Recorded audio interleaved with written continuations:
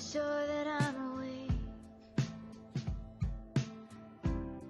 Then I'm running in slow motion through a river of mistakes. I'm reaching blindly, feels like I'm holding on to something. No hands as steady as it seems. Oh, I can't be with you when the lights go out. But tell me where to meet you in our dreams. Australia with Kelly Pantaleone and her mum, Kathy Smith. And we were chatting through Clubhouse because I was, as I always do at the last minute, looking for people to come on this program.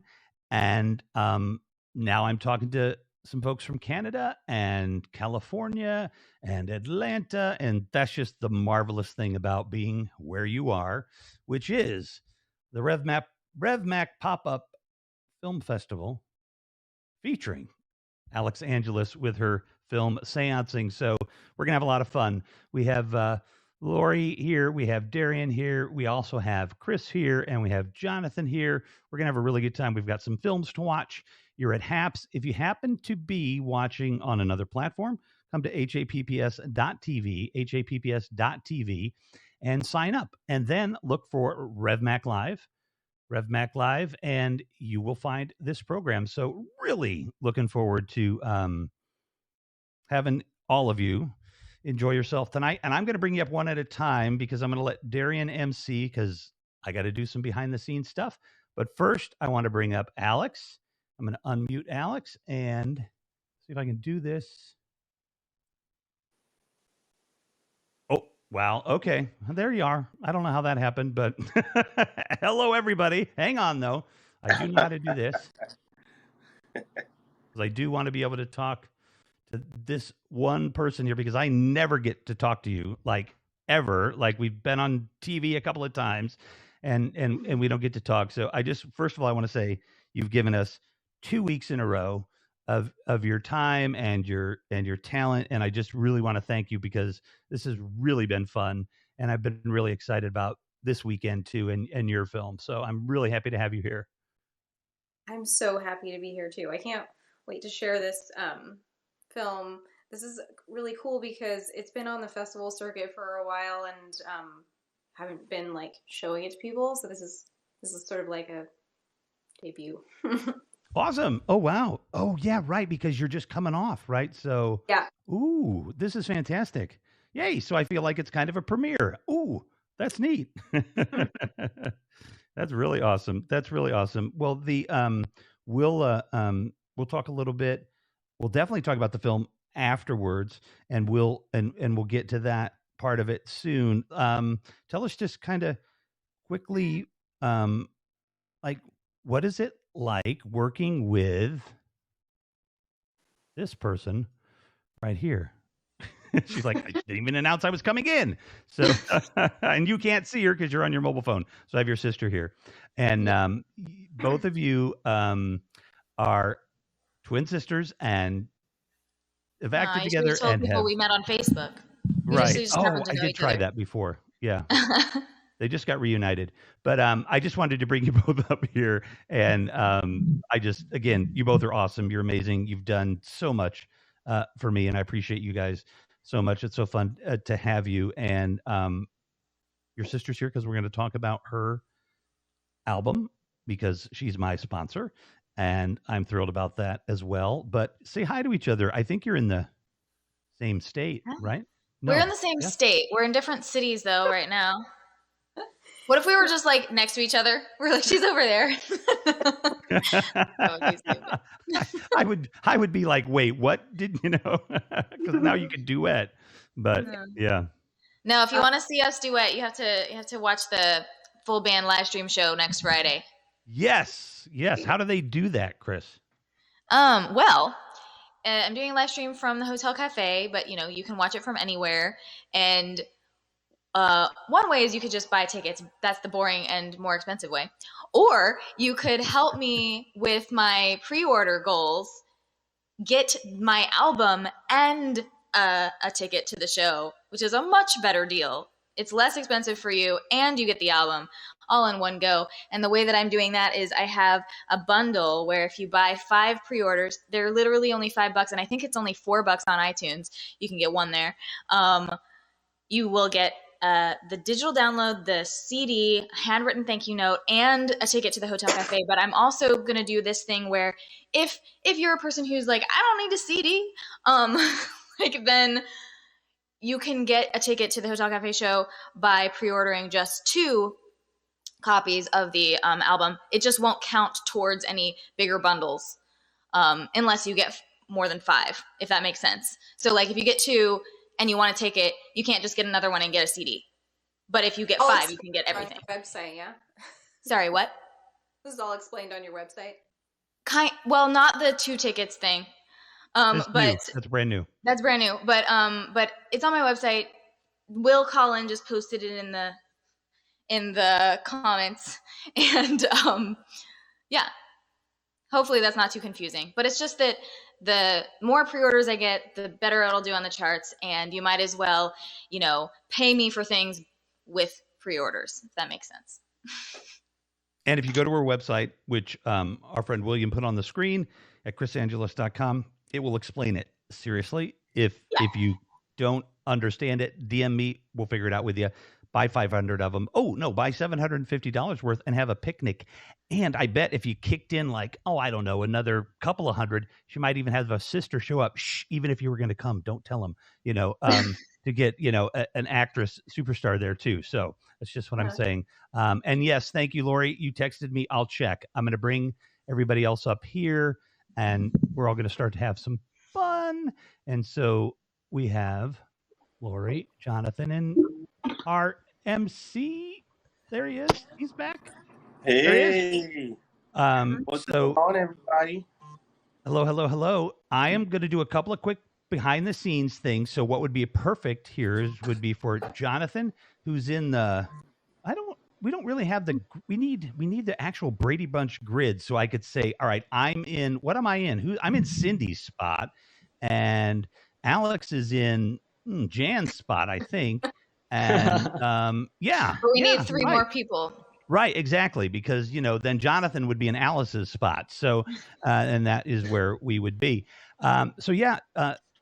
Darian, introduce yourself and then get these lovely people, Jonathan and Lori, to talk about themselves a little bit and maybe why they're here. And I'll be back in a couple of minutes, hopefully. All right. Thanks, Rev, for trusting me with your show. I love you, man. I know you can do it. Well, yeah, I mean, I'm Darian Donjou. I'm a writer-director from Atlanta, Georgia. I met Rev on the wonderful Clubhouse app. I hope everybody on the show or watching the show is on Clubhouse, because that's what's up. That's the zeitgeist of 2021. So, I've met a lot of great people like Rev, and then now I've met Chris and Alix. And now I'm about to meet Lori and Jonathan. So let's go to you, Lori. You were on our award show earlier today. Before we even get into who you are and what you do, can you tell me a little bit how you ended up on that show earlier? And what were your thoughts of how things went today with the award show? So Revolution invited me into the award show, and there was a singer. I hopped in when there was a singer singing, and I thought she has such a beautiful voice, and it's an amazing platform for artists to showcase their talent. So I definitely appreciate that as an artist myself. That was me. That was you? It was. Very beautiful voice. Well, thank you. It's very sweet of you. And it was so fun to watch all the films. That is so cool. Isn't it a tiny world, small. Lori? That's great. I mean, it's good that you came on there and you weren't like, oh my goodness, it was, I don't know what was going on. There was.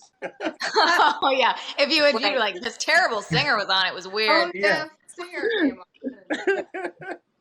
Oh, that's awesome, Lori. And then I would have been like, it was me. And I would have just made everything super awkward. No, I wouldn't. The Cash App's coming later, Lori. We orchestrated that. No. Oh, okay. But so okay, how did you end up getting onto Clubhouse? And if you can tie that into who you are, what do you do, and how has Clubhouse kind of become a part of your life, if it has at all? Wait. Well, She's been detoxed, man, but don't make her go back. I just had her in there for a few seconds. Yes. Tell us your Clubhouse journey. There you go. Woohoo! So it was basically my little sister. She's like, listen, you need to get on this app, Clubhouse. I'm like, I'm not doing another app. I have all these apps. There's no way. And she's like, no, trust me. It's a way of networking. And then I'm like, okay. I checked it out. She sent me the invite, and I'm like, okay, cool. This is, first of all, I like that you only have one picture up there. It's just your display picture. It's not like Instagram where you're scrolling on people's profiles. I love that. It's like straight to the point to your bio. And then I was okay, and I found like other filmmaker rooms and connecting with people that I never thought I could ever connect with at this point in my career. So I'm definitely grateful for that. My agent is on it, and whenever she's in room, she'll ping me. So for me, I was on it like consistently for at least like a good 2 to 3 weeks. Then I'm like, you know what?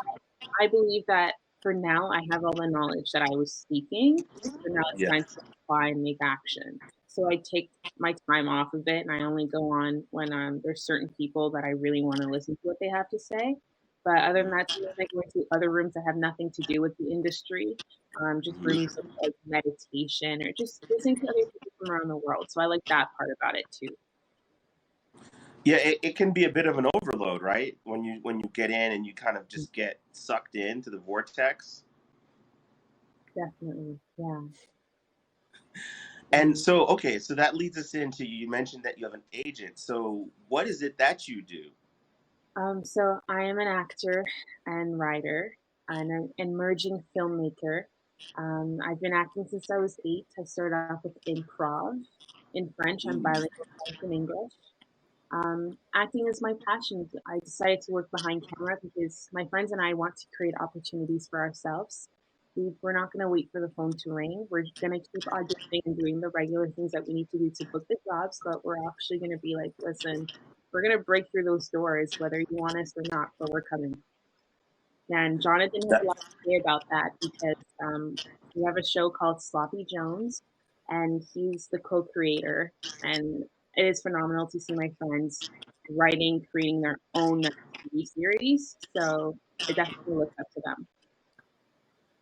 Yeah. So, okay. So you're connected to this guy, Jonathan, we're about to talk to. Yeah. This is, wait a minute. Hold on. This is exactly how this works. They've not seen the film. They've not seen the director has not seen a shot sheet because I haven't made one for myself. You know what I mean? There's nobody pushing any buttons. It's all a surprise, which makes it really fun.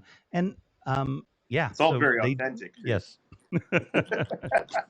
This is all raw and authentic here, everybody. So, okay, good. So we made a link between Lori and Jonathan. And where are you based, Lori? I'm based in Toronto, Canada. Toronto. Okay, that's cool. Oh, man, Canada is such a cool country. We'll get into that later. That's where I was when COVID hit. So we can talk about that. I was in the lovely city of Montreal. But so that was a good segue to Jonathan. Jonathan, you and Lori are working on a project together. So what do you do? And how did you guys meet each other and decide to start working together? Yeah, thanks for having us. I really appreciate it. This is really fun. And I'm just going to be really transparent. I'm not on Clubhouse. I know it's really important and everyone should be on it. I will be dipping my toes after this. I've been inspired. Be careful. Be careful. I have to warn you, suck you in. Because you kind of have that like cynical attitude that I had when I got like a whole bunch of people pinging, you got to get on this, you got to get on this. And I was like, And then it was like a new year. And so I said, all right, let me see what this is. And then like 2 days later, I was probably on there for like 20 hours a day or something. Yeah. No, it's crazy. Like, because you can totally go down a hole, and because it is really useful information if you get into the right rooms, and you can connect with amazing people who are there to connect. So like I've have people's numbers now that are like, working for major companies that are like, yeah, I want to help you. And I'm like, I would not have been able to meet them other than another way necessarily, or it wouldn't have been so easy. But it does also create like this like 24/7 FOMO. Like, I should be networking all the time. What am I missing? Yeah, because then when you get off the app, right, it's like pinging you and it's saying like, Academy Award winner blah blah blah is talking in a room right now. Oh, Mark Zuckerberg's in a room. Oh, Elon Musk is in this room, and you're just like, I need to do some work. I'm gonna pretend like I can't see that. So anyway, Jonathan, we're just warning you to make sure you have a life. No, I appreciate the warning. I really do. I honestly feel that about any app. Like, I downloaded TikTok at the beginning of the end of the world, and that was a similar enough experience. I'll say that. Right, right. End of the world. But I'm mainly an actor. Have been for a couple years, and working with a couple of friends on this project who we got together and kind of were like, okay, what's the landscape like for queer representation, and how do we fit into that outside of this kind of solely coming out narrative and have it be more integrated into like a real dynamic person who also is queer. And so we opted to go the genre route with like a thriller, horror, camp, slasher, comedy, workplace drama. That's the natural next step. It's like, the natural next step was to integrate them into every genre possible. But honestly, we found a nice little niche, I think. And Okay, so we're talking about, what are we talking about? Like a web series, a feature? What kind of format? Yeah, so we're doing we have so it's a yes and kind of answer, I guess. So we're doing we have 11-minute episodes. It's a 6 by 10 kind of situation. They are potentially being packaged as 30-minute commercial half hour, or like commercial half hours. So we're like in the process of financing the project right now, but we've had some really amazing help from Ontario Creates, which is like a Canadian fund that produces content. So they did our pre-development, and it was really awesome, to be honest. They were really supportive of our creativity, which I thought it's always unexpected, because I think, with money comes ideas that they also want to oh my goodness, involve themselves, naturally. But this was really not that at all. It was it was super supportive. Okay, that's amazing. That's kind of always the creative person struggle, right? It's like, oh, if I can take money because I need it, but then people want to have input, which is sometimes. Yeah, and sometimes it's like a total, it's a huge hit, like, and the input is really useful. But this case, they said yes and to all of our stuff, which was, really nice. Yeah. Yeah. We got in the chat, by the way, Joy Christine is trying to crack me up here. Comments, the next big career will be the Clubhouse sober companion. Because me and her are always talking about drinks and what we're going to be drinking while we're on the show. And she says this Clubhouse is a very interesting and also a great place to sleep. I've seen you sleep there. I have. Yeah. So, okay, that's really, really cool. Okay, so you're both from Toronto. That's great. You were going to have to send me all the links to everything so I can see what you guys have now that I've met you. Oh, yeah, absolutely. Yeah. So, Darian, we're going to slide over to a song with Chris, and then we're going to show these folks pilot, and that's going to be a lot of fun because I've seen it. And the awesome. songstress, the beautiful voice that Lori heard earlier today, is about to perform another song for us. So this is very exciting, Chris, and we're take it away. We're ready. Okay. Yes. The songs that I played last time, I want to play different ones, I guess. So I played My Quiet and Flicker. What did I play? I don't know. It doesn't matter. So I want to play songs from the new album. So this one is called 20 Miles to Empty, which is about running out of gas in real life and like this weird experience that I had, but metaphorically about how, you know, sometimes it feels like we're running out of gas or spinning our wheels in life or with our careers or whatever. And but feeling good and hopeful and like that we're just keep on going.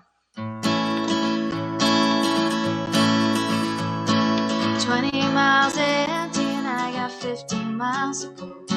Afraid I'm going nowhere down this one-way road. My wheels keep on spinning, my soul keeps on singing these words, even when it hurts.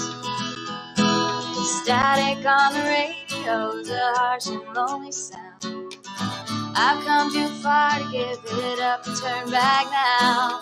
I was born to gamble, to question and to ramble. I don't have much, but I've got soul. I don't have much, but I've got soul. Even when it feels like my whole train is off the track, I know my heart's been stolen and I might not get it back. I'll always have a song to sing, stubborn will to get me through the night. Get me through the night. Da, da, da, da. Sunset through the windshield, well, it almost makes me cry. Reminds me of this feeling that I'm running out of time. With all the world to glitter, even when it's tasting bitter, I got one shot. Well, they took everything I had, but they can't take this from me. The best things in a lifetime don't take cash, they're not free. I can feel it coming, I'm fighting, I'm not running. I don't have much, but I've got soul. I don't have much, but I've got soul. And even when it feels like my whole train is off the track, though my heart's been stolen and I might not get it back, I'll always have a song to sing, stubborn will to get me through the night. Through the night. Da, da, da.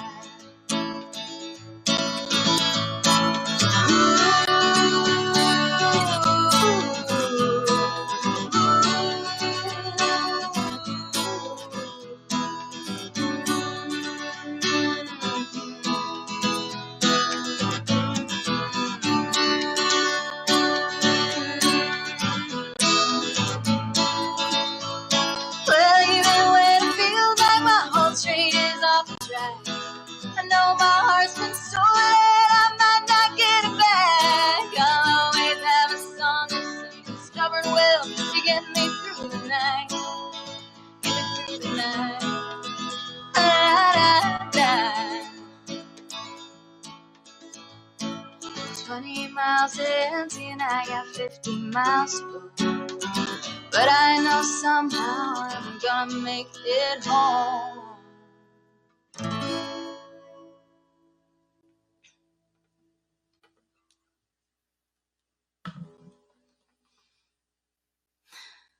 Everybody's muted. Yes. Yay! Woo-hoo. That was amazing. Thank you. Thank you. So that song's going to be on the new album. You haven't played that one much in the last like 2 weeks that our lives have been thrown together, and I've heard your songs so many times, and I still can't pick a favorite. But you haven't played that one too much lately, so that was lovely. Yeah. Really, well, thank you. Really nice to hear that one. That was a new one for me. Yeah. Very cool. Trying to give it a little variety so you guys don't get sick of my songs. No, that's not going to happen. Because there was the one that I keep on going back to, which now, because I just heard that song, you literally just got it out of my head for the first time. It's the one that that the dude is like, why is he walking away? Like this woman is like, you know, just yearning for him. And like this idiot, because I mean, if the person is actually Chris that is yearning, then I have no idea why this person would leave, though I know you have an answer to that, but this is just my interpretation. So that's the song, Darian, because I heard you say that. Like, I can't get that one out of my head. Yeah, you know? yeah. But Yeah. what's the refrain? Literally up until she started just playing, literally 2 minutes ago, I had that refrain in my head, and now this song is the one that. But Is it the one? Is it I'd Give Anything? It's like I can't go home, or I can't wait to get home. Get back to you. Something Oh, about My getting back Quiet? to somebody. Get I'm back to just you. trying to get back to you. That one? Oh My yeah, Quiet. My Quiet. That's the That is one. a beautiful song. Oh, Thank wow. you. That's been my theme song for the rest of the day. Like even after you left and the awards, it was just like Oh, awesome. I'm talking, but in my head I'm like, I'm just trying to get back to you. I guess it can apply to a lot of things. Oh We yeah. might have to play When you're 3 trying. songs tonight. We'll see what we can do. Cool. Yeah. I I know can't that wait to I've see been- the- I would some make a videos. vote to listen to that Yes. song. Say that, Jonathan? Oh, I'm just placing my vote to have that song be played. Okay, I will for sure play that one. Yes, let's look at a video. We are going to take a peek at. Here it is. The name of is it actually the Jonathan is the actual show called Sloppy Jones, because that's kind of also like your group too, right? Correct. The show, the title of the show is Sloppy Jones. It's like it's also, it's just the title of the bar that it takes place at as well. Gotcha. Fantastic. Yeah. Okay. Well, let's have some fun. And let me just let everybody know you can mute your own microphones if you're on the desktop in the lower left-hand corner. All right. So from now on, you're in charge of muting your microphones because you do not want me in charge of it because it won't go well.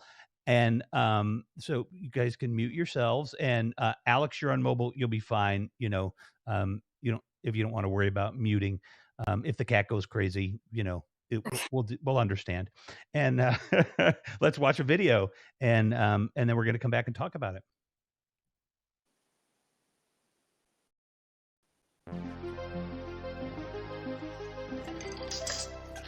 Where in the hell is Frank? I need my tips, like yesterday.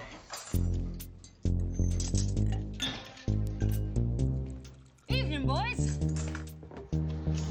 I'm Detective Blake Guinto. We've opened up a missing person case on Frank W. Jones, the proprietor, Sloppy Jones Grill.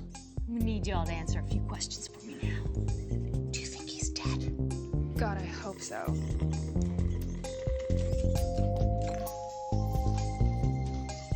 Hello, my submissive kittens.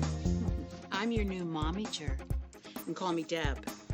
I'm Frank's much younger widow. Picture a stepmother you never wanted, who also controls your income.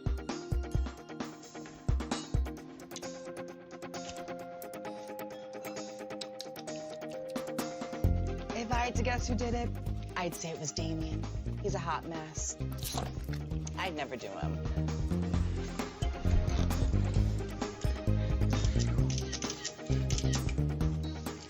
I don't want to point fingers, but I def think Frank is dead.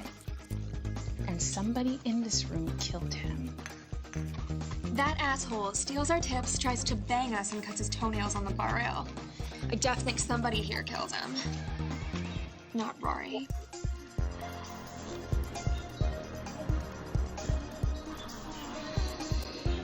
Okay, off the record, today was the best day of my entire life. I finally beat Weird Jeff at pool, and my boss is probably dead. One more step to dismantling the patriarchy. Frank was the love of my life. It's such a charming way of looking at the world.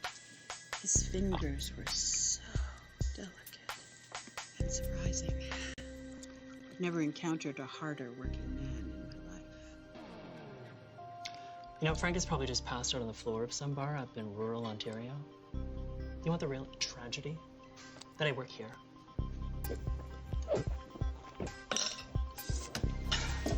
You have served Mark Zuckerberg. You were better than this.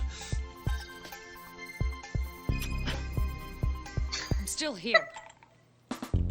I don't know anything about Frank, but love this job. It's basically Tinder, but with a paycheck. basically Tinder, but with like a shake test. I love that line.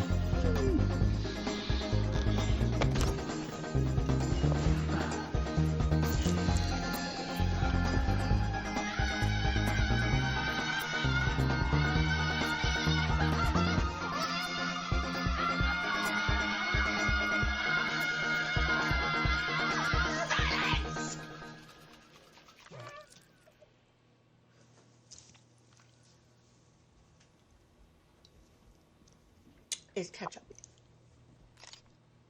Darling, I have two good sides. Pick your favorite. As reigning MILF of Sloppy Jones Grill, I, Deborah Jones, will rise above the loss of my husband and unearth the devil who took him away, even if it kills us all. What? No.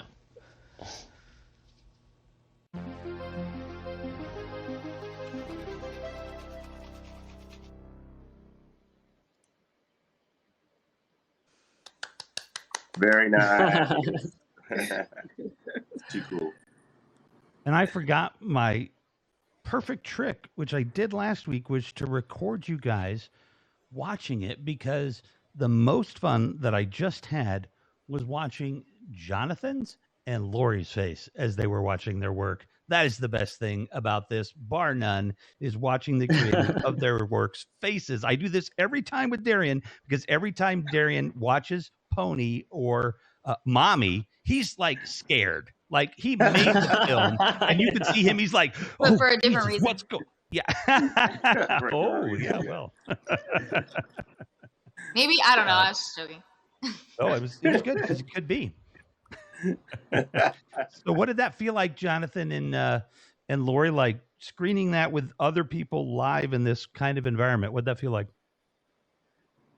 I mean, it's kind of fun. Like, yeah, it's funny you mentioned like my reaction to it, because that is like a fresh kind of experience. Because like obviously, like, you know, we haven't really been doing live events like given the state of things. So yeah, it was a just personal choice.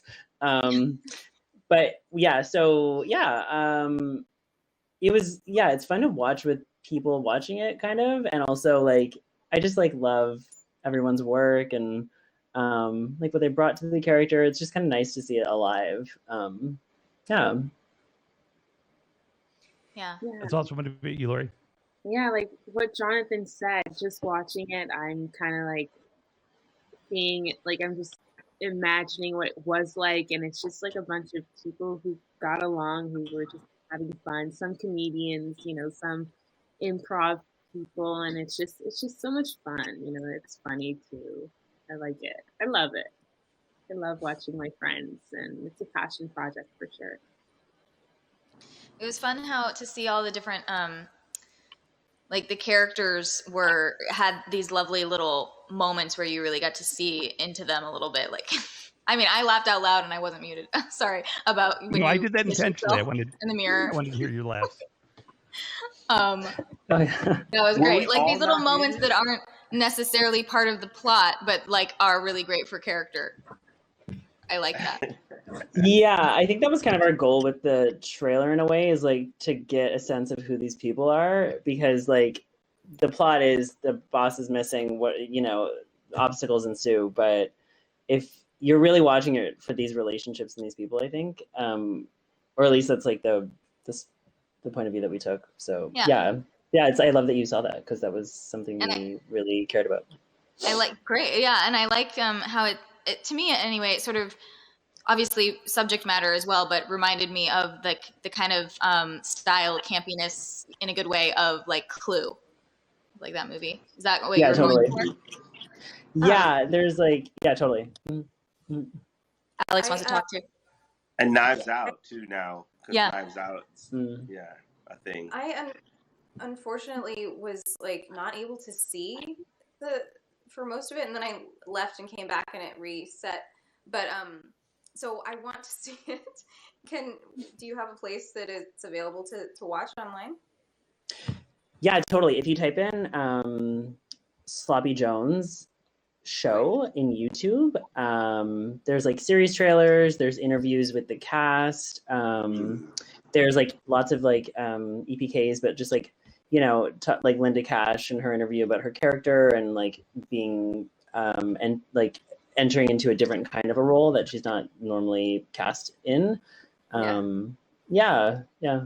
I'm just Lots putting of up fun the stuff. actual YouTube link in the comments. It just has to pull up the link. That's a public link, right? Yeah, you guys have it out. Okay. And there it is. And you guys can get it there.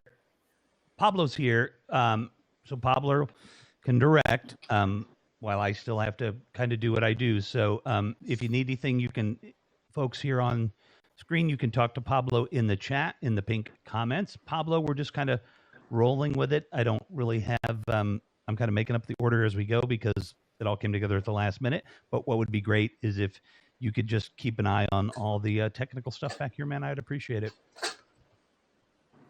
All right. Let's see. Okay. So, yes, I just like the campiness and were we watching it? Lori, wait a minute. I was watching it, but we weren't able to watch it together, but where we could see it at the same time. But I love when Darian, when you do that with your films too, where we all 3, 2, 1 push the button together. So high tech, how we connect all of us watching these films at the same time. 3, 2, 1, go. And then we play it. Yeah. And then there's a commercial. I'm like, crap, how do I catch up? Yeah, my goodness, that's such a good point, Rev. I did not think about the commercial thing. Hey, I did. I caught up. I estimated, how many seconds I lost and jumped it forward, so it caught me up. Okay. Yeah, I guess that'll be a skill we'll get, or we could pay for YouTube Red. Anybody, sponsor us? Oh, better yet, buy Chris's albums. She sells a ton of albums, and then she wants to advertise again. Then I can afford to buy, the red version of YouTube. So let's do it that way. Buy her album. Yeah. There's a link in there. You know where to buy her album. And seriously, buy her album. Let's all plan to be ballers by this time next year. Ooh, making it rain and whatnot. Act. Yes. Woo! I love it. Because you know what? I don't even think it's going to take that long, to be honest with you. So let's... What about him playing basketball next year? In the NBA. That'd be great. Yeah, hey, it can happen. It's Clubhouse and Habs. Anything can happen. Seriously, if I can be here with all of you, anything can happen. So here we go. Take a look at this album. Give it a purchase. It's amazing. What do we got? Anybody in the audience giving us any feedback on the... Hey, Izzy, what's up, man? Great to see you. Izzy, hi. Izzy, hi?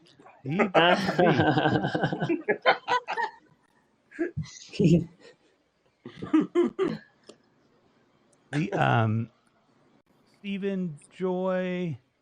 Let's see, we're scrolling all the way back here. Charles. All right. Well, folks, you can also interact. You can tell us what you thought about the pilot. If you are a producer secretly watching, all of these folks have their DMs open, I'm sure, on Instagram. All of them would be happy to take your money. So they are amazing people, all of them. And all of them, yeah, I know there are people watching that can make it rain for some people. So let's get it done. And so what are you guys going to do next? Are you're actively trying to get this thing? Because you're in Canada. So 2 things I want to talk about real quickly. I love about Canada. I love a lot of things about Canada.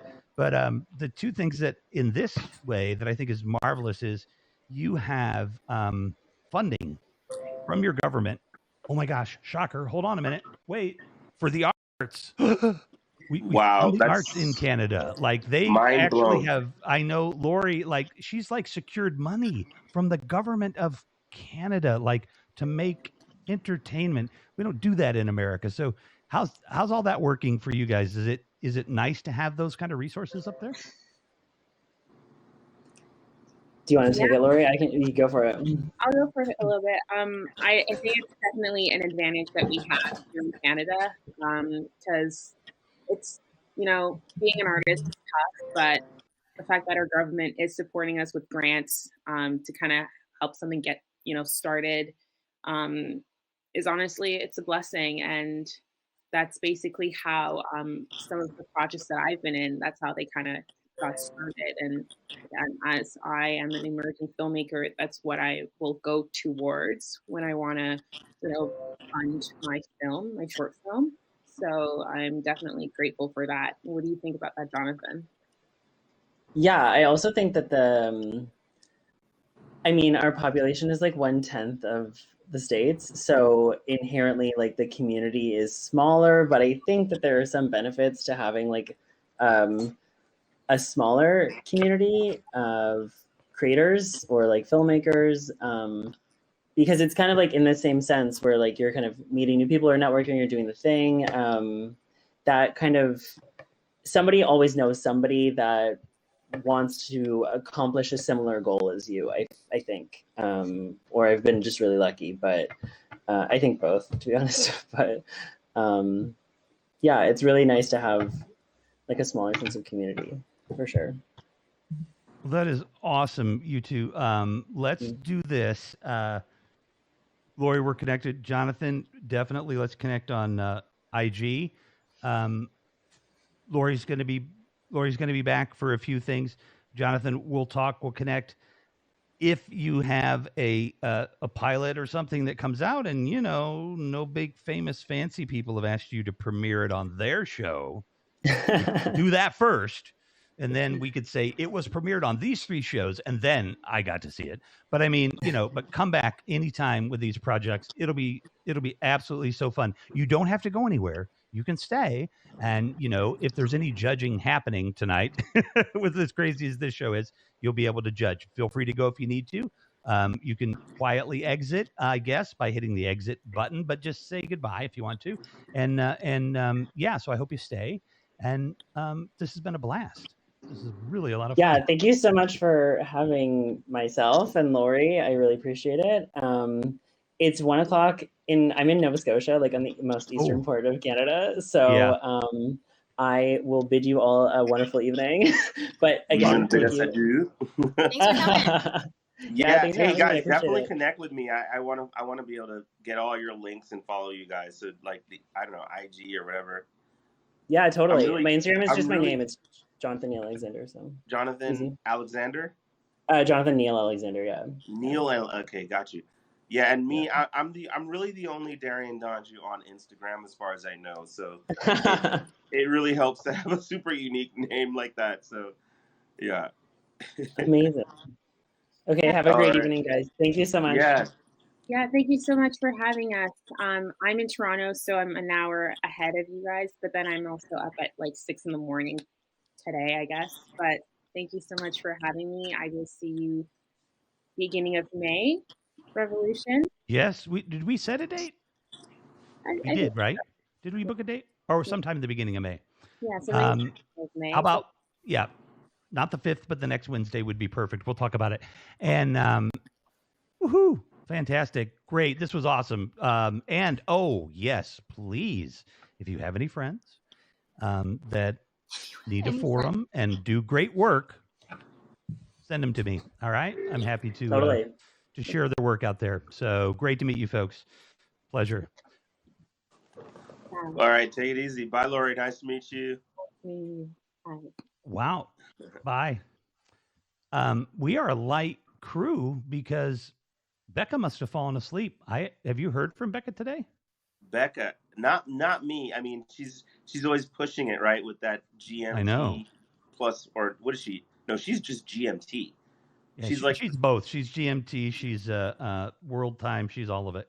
So yeah, but she's probably passed out. I didn't want to keep trying to bug her. So I just wanted to say though to Stephen Grice, who in the comments mentioned that he really loved the cleansing hour. Hey, Stephen, I guess you can hear me, but yeah, I also just watched it earlier this week. I watched it on Prime. I loved it. He bought a new DVD player so he could set the region to 1, because you get to do that twice, I think, on a DVD player. You can set the region, you can change it twice, and then it's stuck forever in 1. So that's pretty awesome that he bought a DVD player to play the film. So I love that. commitment. Thank you. Wow. I'm glad you liked it. Yeah. Oh my gosh.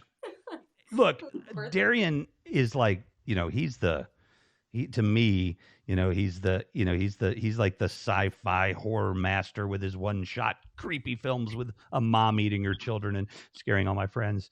And because they were really scared when they watched it, because I have the video. And so when he got a hold of me, he's like, because this is the trap you can fall into with your friends or new friends is, I've said this a couple of times. Be real careful if you ask your friend to give you a film to show at your festival, because if it stinks, what are you going to do? You know what I mean? So watch it first. Right. But, he comes to me and he's like, oh my God, have you seen that? Oh, she's like, oh, he was just raving about your performance. And coming from Darian, from me, that's pretty freaking awesome, because the guy knows the genre really well. So it was really. No, I wouldn't have said. If it wasn't that great, I wouldn't have said anything. I'd have been real subtle. I'd just been like, yeah. I would have been like, oh, okay, yeah. Because the thing is that I never lie about the stuff, like reactions, but I'll just like maybe not say anything if I don't want to offend somebody. I'll just like, oh, so the Oscars are tomorrow, huh? Yeah. We're all going to be there. But that was not the case on this one. It was well done. And the thing I liked about it, too, is all the actors are really good. I mean, like, that's what kept it going, because, there were limited locations, but they were well played because, like, they used, like, the bathroom, and then they went back and forth to that bar and the performance. But then all the actors are really good. Like, those two guys, like the... Yeah, it was really boyfriend great or whatever with them. Yeah, Ryan Guzman, who he's on 911 now. He got that job, I think, while we were filming, and he's fantastic. And who was he? Was he the priest or the priest? And then Kyle Gallner, he's like kind of scream king. He's in a lot of horror and genre films. Okay. So it was kind of an education working with him. Because I haven't. That was your character's boyfriend, right? Yeah. Oh yeah, he was great. I love that guy. Yeah, I'm like a fan of his, just from this film. I remember his face from stuff, but now I was like, oh, let me try to follow him at his other stuff now. Yeah, he's working all the time and does great work. So follow him, keep up with him. Yeah. Yeah. Ryan too. But like he does a lot of indie and genre stuff, Kyle. So you would like cool. Yeah, that's great. Well, let's talk a little bit about Alix Angelis, the filmmaker, because we've been having a lot of fun over the past week to be able to talk about Alix Angelis, the actor, and we have a film called Seance-ing that, I think I think he had me at about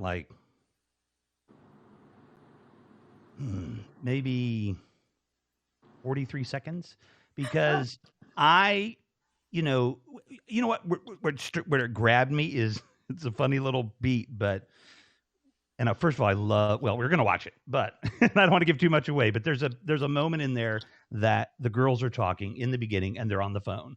And I grew up with a telephone on the wall, you know what I mean? Like cemented to the wall that you spun the dial. But I mean, I can remember in the 90s, oh, hold on, I'm going to connect them in. I had not thought about that in 30 years that I would push. I remember when it happened, when you can actually, I'm like, oh my God, I'm going to add another call. I mean, I literally can remember when it happened. I'm going to add another call. And that totally took me back right there. It just transported me back. And that was awesome. So, yes, you actually make films too. Yeah. And we tried to put all those little details that would sort of transport people back. And even the sound design, that dial tone is so I don't know about you, but it takes me back. The dial-up sound. Oh, yeah. So awful. Oh, you mean for internet? Yeah. Oh my gosh, yeah. The back when it was AOL. I don't know if you guys remember AOL. Yeah. And you had to dial in to you dial into your provider, and then you can get through their wall, and then you get to the internet. Yeah, and it was like that. It's like, Yeah. and you get to where you sort of can recognize, like, because like a lot of times the connection wouldn't go through, right, the first time. So you start to get to recognize the sounds of like when it actually connects, and you're like, oh my gosh, I'm on internet now. Yeah, I also remember, and because we get so spoiled now, like you click on something and it's like instant, and to the point where if it's like takes an extra second, I'm like, oh my god, come on. And remember, you used to be like, I'm gonna click on this and then go get myself some soda while it loads like this. Yeah. The actress that plays my lead, Jenna, who was, you'll see in the movie, does the dial-up. She was like, what are we waiting for? You know, because the sound was obviously put in post, and I was like, do you want to hear what it sounds like? And I was and she was like, what? Why? That's so funny. Yeah. Oh, and you had to. Wait, what are we waiting for? Yeah, and you couldn't use the internet and the phone at the same time. Like, you had to get off the internet because your mom needed to make a call. Like, or your dad disconnected you from the internet because he picked up the phone and started down. Whoa! Oh, I had been downloading that Napster song for 3 hours. Yeah, how dare you? Up the phone. How could you do that? Yeah. That is so funny. These aren't spoilers, but they're yeah. You can go ahead. It's just one little scene. You had me hooked, like I said, in 45 seconds. So what did you do on this film, Alix? I wrote and directed it. Oh wow! Okay, that's awesome. Yeah. And it's called Seance? Seance-ing. Like Seance-ing. Like Seance-ing. Right. You could be scared, so we're here with you. All right. Are you gonna watch it? We're gonna watch it. Okay. Yeah, we're gonna watch the whole thing. Yay. It's 8 minutes, right? Yeah. Okay, I just want to make sure like I didn't miss any length. Like I think I did watch the whole thing. 8 minutes with credits. It's the whole thing. Yeah, awesome. You had to get it. William is talking about how you had to get a second line because the phone is always busy. That's right. That was the challenge. You start to hate all the people that live with you, like your family members, because they're either wanting to talk on the phone like old school people, while you want to get on internet, which is the new school. Yeah. And look up things on, I think, what was that search engine? Was it Alta Vista or something? Alta Vista, one of them? yeah. Yeah. Netscape? No, that was a browser, right? Ask Jeeves. Yeah. Ask Jeeves? Yeah. Yep. I wonder if what happened to Jeeves? Answering questions. I know. I wonder if he's still there. Somebody in the audience will probably be able to tell us. They can use the Google. The Google machine. Google. That was my 7-year-old's kind of first word. I say kind of because I really don't want it to be his first word because I'm not exactly sure what that says about his parents.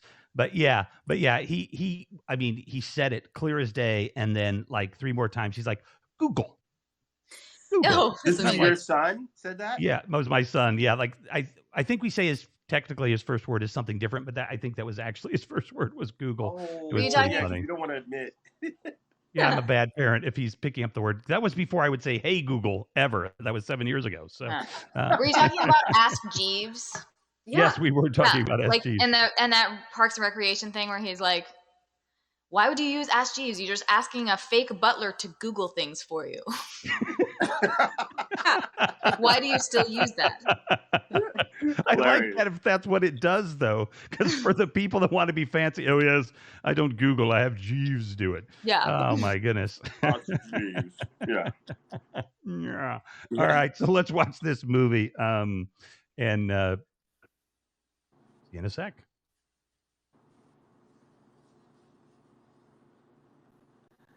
Google Ask Jeeves and it brings up ask.com. Seemed like the Bennetts could do no wrong this summer, but this week fans of the trio are tripping over a certain Theo Bennett. Locks. Say it ain't so, Theo. Fans around the world mourning the loss. You're listening to Hot 98.5, your home for non-stop music for the new millennium.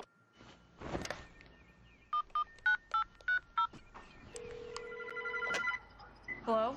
It's Heather. We have to have a seance. I know. Have you called Jenna yet? I'm out of here now.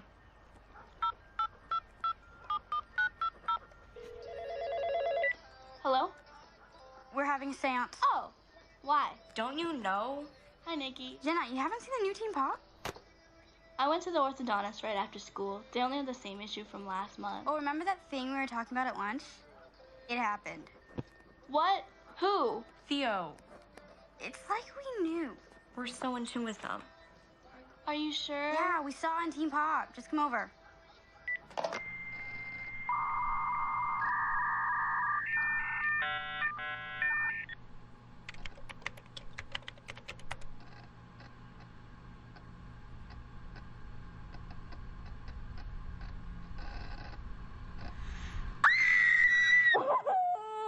Sweetheart.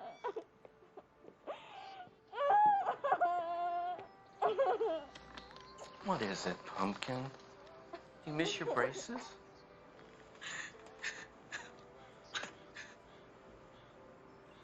The band?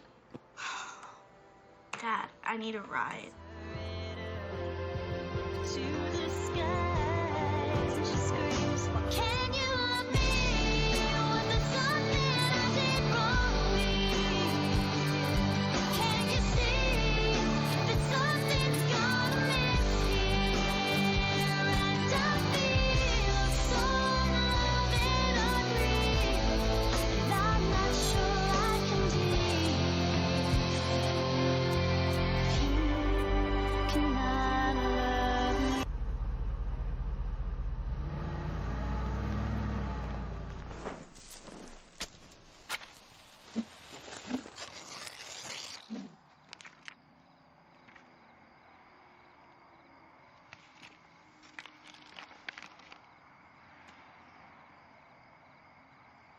We need some music. Yeah. Ugh. Hey! Sorry. I'm sorry.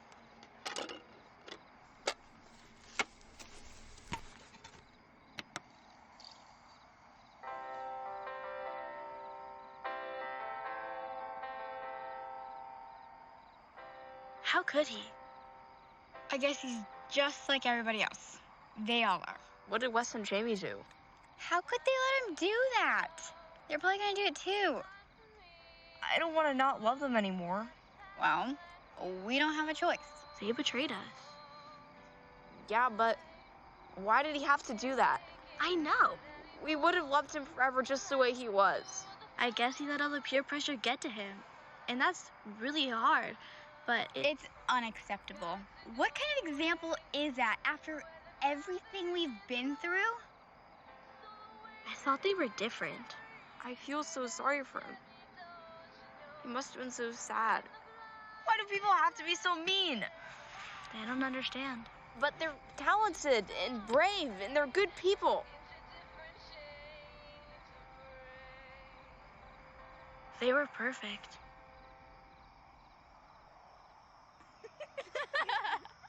When you said bake instead of back during the Back to Love concert on live at the 10 spot.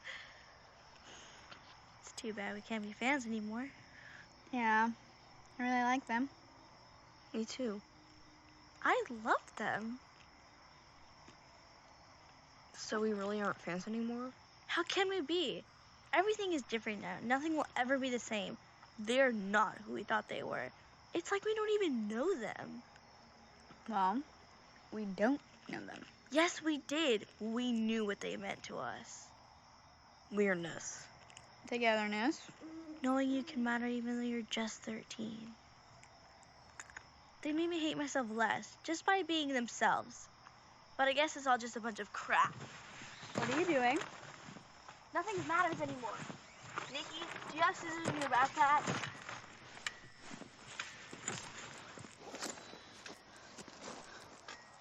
Jenna, don't do it. Give me those. Don't do it. You look terrible with the pixie cut. My cousin Sarah says this is how you get over any guy. Danny's gonna ask you to dance. We could cut locks of our hair. And burn them. Goodbye. Oh, whoa.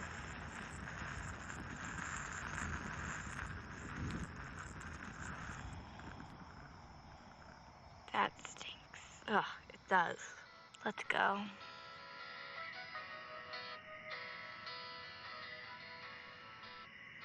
I feel different. It feels like things aren't gonna stay the same. I think things are just gonna keep changing forever. Let's take a picture. Do you remember us this way? It's too late already. Is that a haiku? Is it? Let's take a picture to remember us this way. It's too late already. That's 6. It's too late for that? We've already changed. Okay, silly one.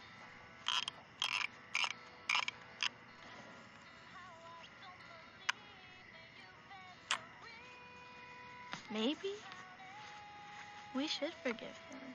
Yeah. Yeah.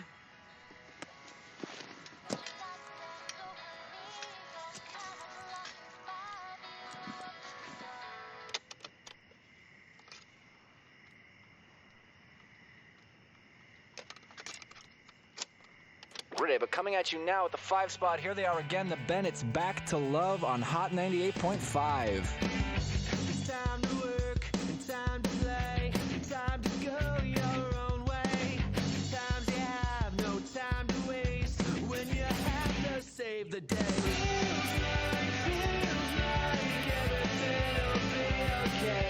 Feels like starting up a brand new day. And now we've got the time. Well, challenges are far behind. It feels like Girl, enough seance-ing. Time for dinner. Come on.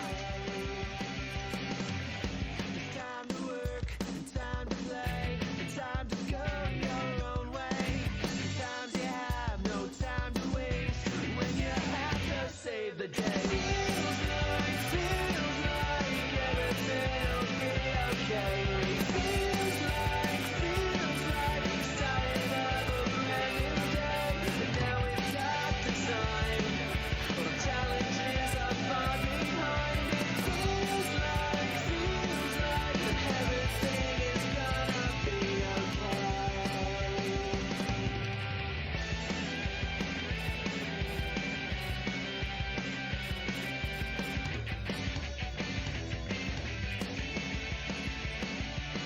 That's actually us on the trampoline.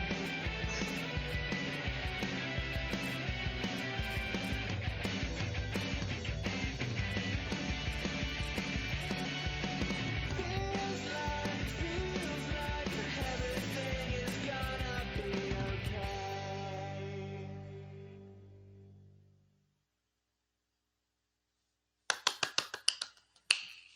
Yay! Oh, where's she at? that's Uh-oh. cute. Well, look at that. Here she Uh-oh. comes. Hi. There you go. That music at the end really sealed it, right? That Ooh, that yeah. style of, Yes. yeah, like it's like that style of music from all those sitcoms and stuff, and just like that feel good kind of like 90s kind of feel. Yeah. The funny thing about the music in this is that it's all current. Oh, wow. Well, not necessarily but like from a few years ago, you know. Yeah. And but like all people that are about the 90s, you know what I mean? Oh yeah, they're going for that 90s sound, right? Yeah. Yeah. Like, wait a minute. It's now a 90s sound. Like, Yeah. I was in the 90s, you know, like as a grown up, you know what I mean? Like it is, I mean, like, you know, it's not a sound. It's okay, fine. It is. It sounds like I'm the old. 90s. I know, but I mean, like, it's just weird. I remember things sound like the 60s because I wasn't alive in the 60s, but because when you know, did Friends come out? Well, I was, but I was little. Friends started, I Friends? think, in 1996. Yeah, like that Friends show, the No. opening show too, like that Friends. That Friends show, the opening show. Yeah, wait, no, Have wait. you It's- seen it? Well, like the song, you know, like it sounds like it has that 90s feel to it. Yeah, I think it was 93 actually because it Okay. ended in 2003 and it had 10 seasons. Okay. Season 4. Thank you, Jeeves. I mean, I have watched that show I don't even know how many times. It like got me through You know, they've actually done studies that watching Friends can like lower your anxiety. So Oh, wait a That's minute. hilarious. I'm actually rewatching it now. And when I say watching, I'm not just sitting there watching it. Like it's just kind of on while I'm doing all the work that I'm trying to do for the album release. But Yeah. I've definitely it's just I'm rewatching it. I'm on season 2. You know Yeah. what?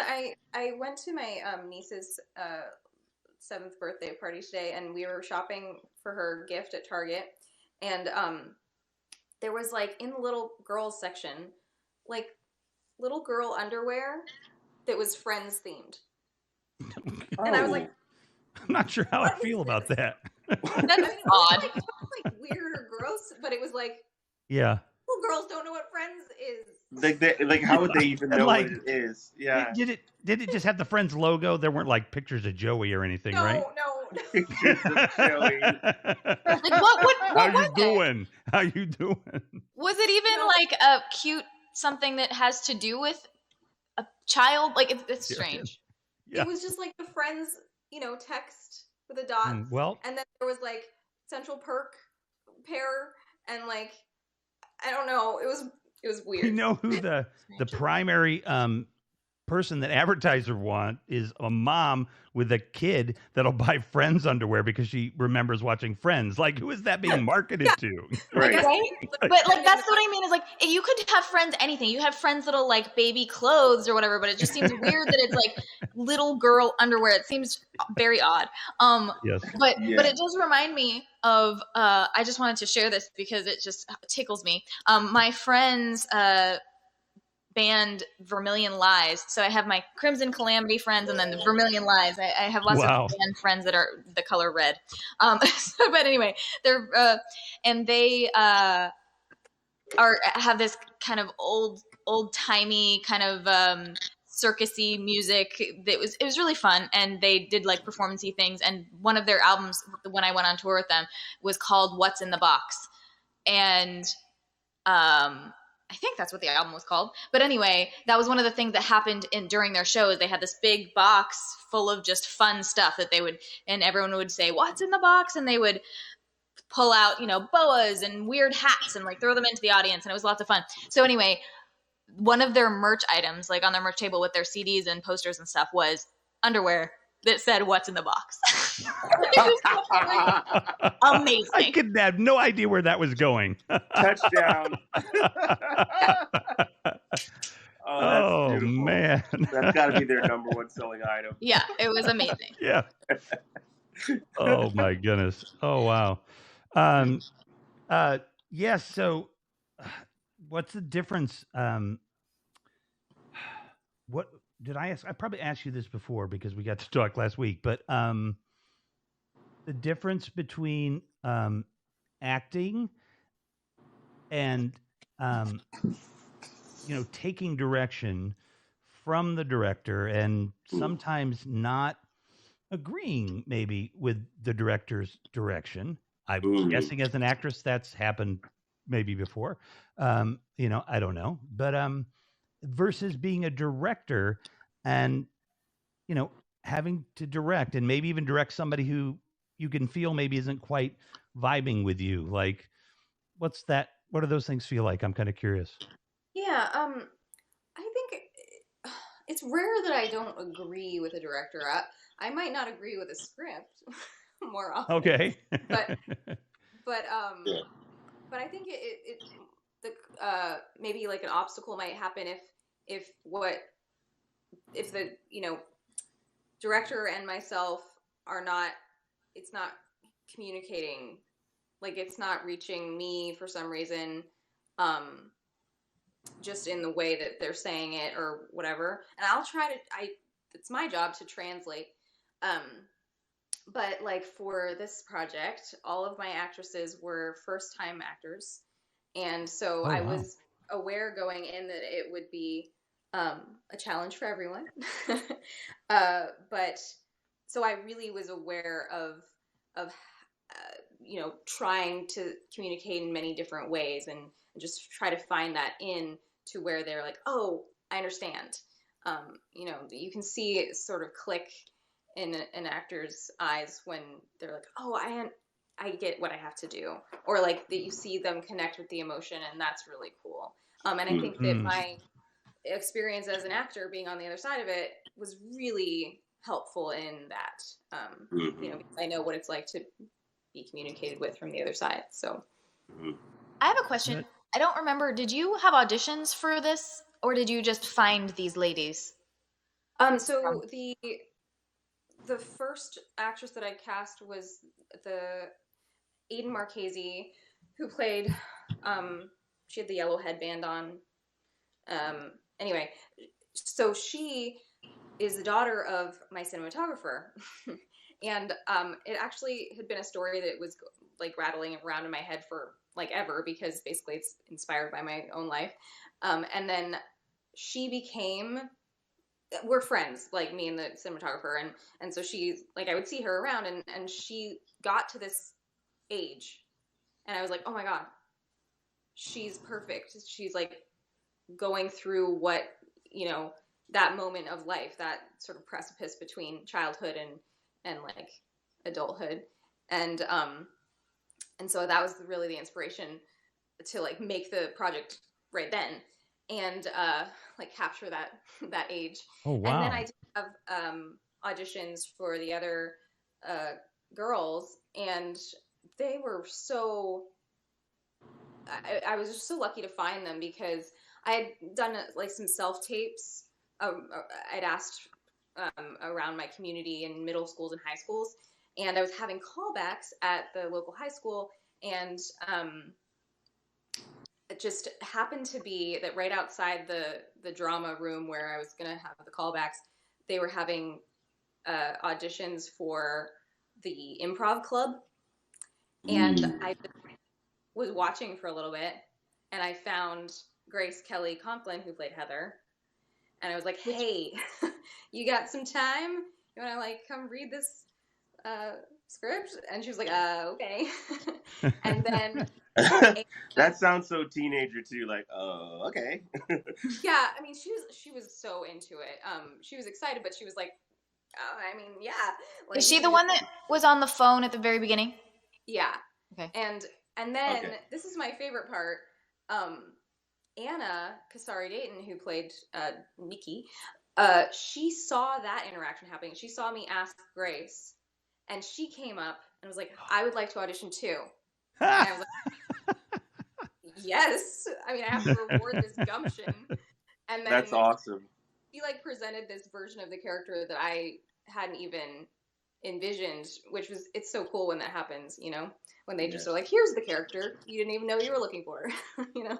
Oh, what a great story too, about how all of this, when you're making these films and you're making these projects that, you know, you said it's from your life, you know what I mean? And so, you know, you've got all the passion in it, and then you have those moments of, you know, it just, yeah, you were at that right place at that right time, and those girls were there, and look where it went. Like, that's just, I love that kind of feeling, and being told that kind of story means so much. The film is fantastic, but it makes the film mean even more. That's what, you know, I really like about being able to do this with an artist. This is really, really cool. The only sad part is I would love to make this into a feature, or adapt it into a feature, but the girls they're already too old. Yeah, they're growing up. Yeah. Play though. So. Yeah, I mean, you hear about that happening in Hollywood too, like where someone books like this awesome role, and then something happens and funding can't be found, or things, whatever, it gets pushed back, and then, you know, 10 years later they can finally make it again, and now that person obviously needs to be recast. And you're like, dang it. They're shaving, you know. It's like, hello, how are you? Oh, I can still play this role, no problem. Hi. Yeah, actually, couple Josh Baker, who's actually on Clubhouse, he directed a movie called Kin that also has a young black male as the lead. But they actually said that they had some issues because of the scheduling of the way it was scheduled. It was shot in different pieces over time, right? And then there were pieces where his voice cracked during that process of shooting. Oh, wow. So, you know, young guys, they, you know, our voices crack, and then we start to get the deeper voice that kicks in. Yeah. And so, like, he said it was like maybe like 2/3 of the way in, this happens. So then for the last part of the scene, they were having to sort of like figure out a sort of an ADR kind of like way, because it was like it sounded like this grown man all of a sudden. Wow. Yeah. So I thought that was really interesting. I wonder if Lloyd's paid for the insurance on that one. Oh my gosh. Yeah. Wow. Yeah. Well, this is the fun trivia. Do you remember the band? Well, first of all, who do you think the band was that was the inspiration for the boy band in Seance-ing? Oh, got you. Okay. Oh. Ooh. Probably I'm too old to figure it out. I mean, like, so my boy band knowledge is very limited, so I'm just gonna go with one of the ones that I just remember. There are only like 3. So the ones I remember are obviously NSYNC, right? With NSYNC had Timberlake. Then there was one called West something. I forgot what the name, West Lake, or no, there's West something. And there was the other big one, which is, oh my God, what was that? So there was NSYNC, West something. Wait, who was in NSYNC? Apparently it's Westlife. Mr. Oak says Westlife. Westlife was the big one. Westlife. Westlife, and then so there was NSYNC, Westlife, and then there's one other one. Wait, which one is the one with Marky Mark? Backstreet Boys. Marky Mark. New Kids on the Block. Boys. New Kids on the Block. New Kids on the I'm Block. gonna go with Backstreet Boys. Yeah. Okay. None of those. But Oh, okay. good. Because those all have more than 3 members. So. Oh yeah, it's 3 members. Duh. Remember Mbop? What? Mbop, the song. Oh wait! I tell you, Hanson. Oh well, I should have known that. Okay, yeah. Well, anyway. Exactly. Wait a minute. I love that song. I really love that one song. Wait. Now, hold on a second. So, did you guys like Hanson when you were young? What do you? Everybody likes wait, Hanson. Okay, right, and like, wait, you have you worked with him yet, or you know him a little bit, right?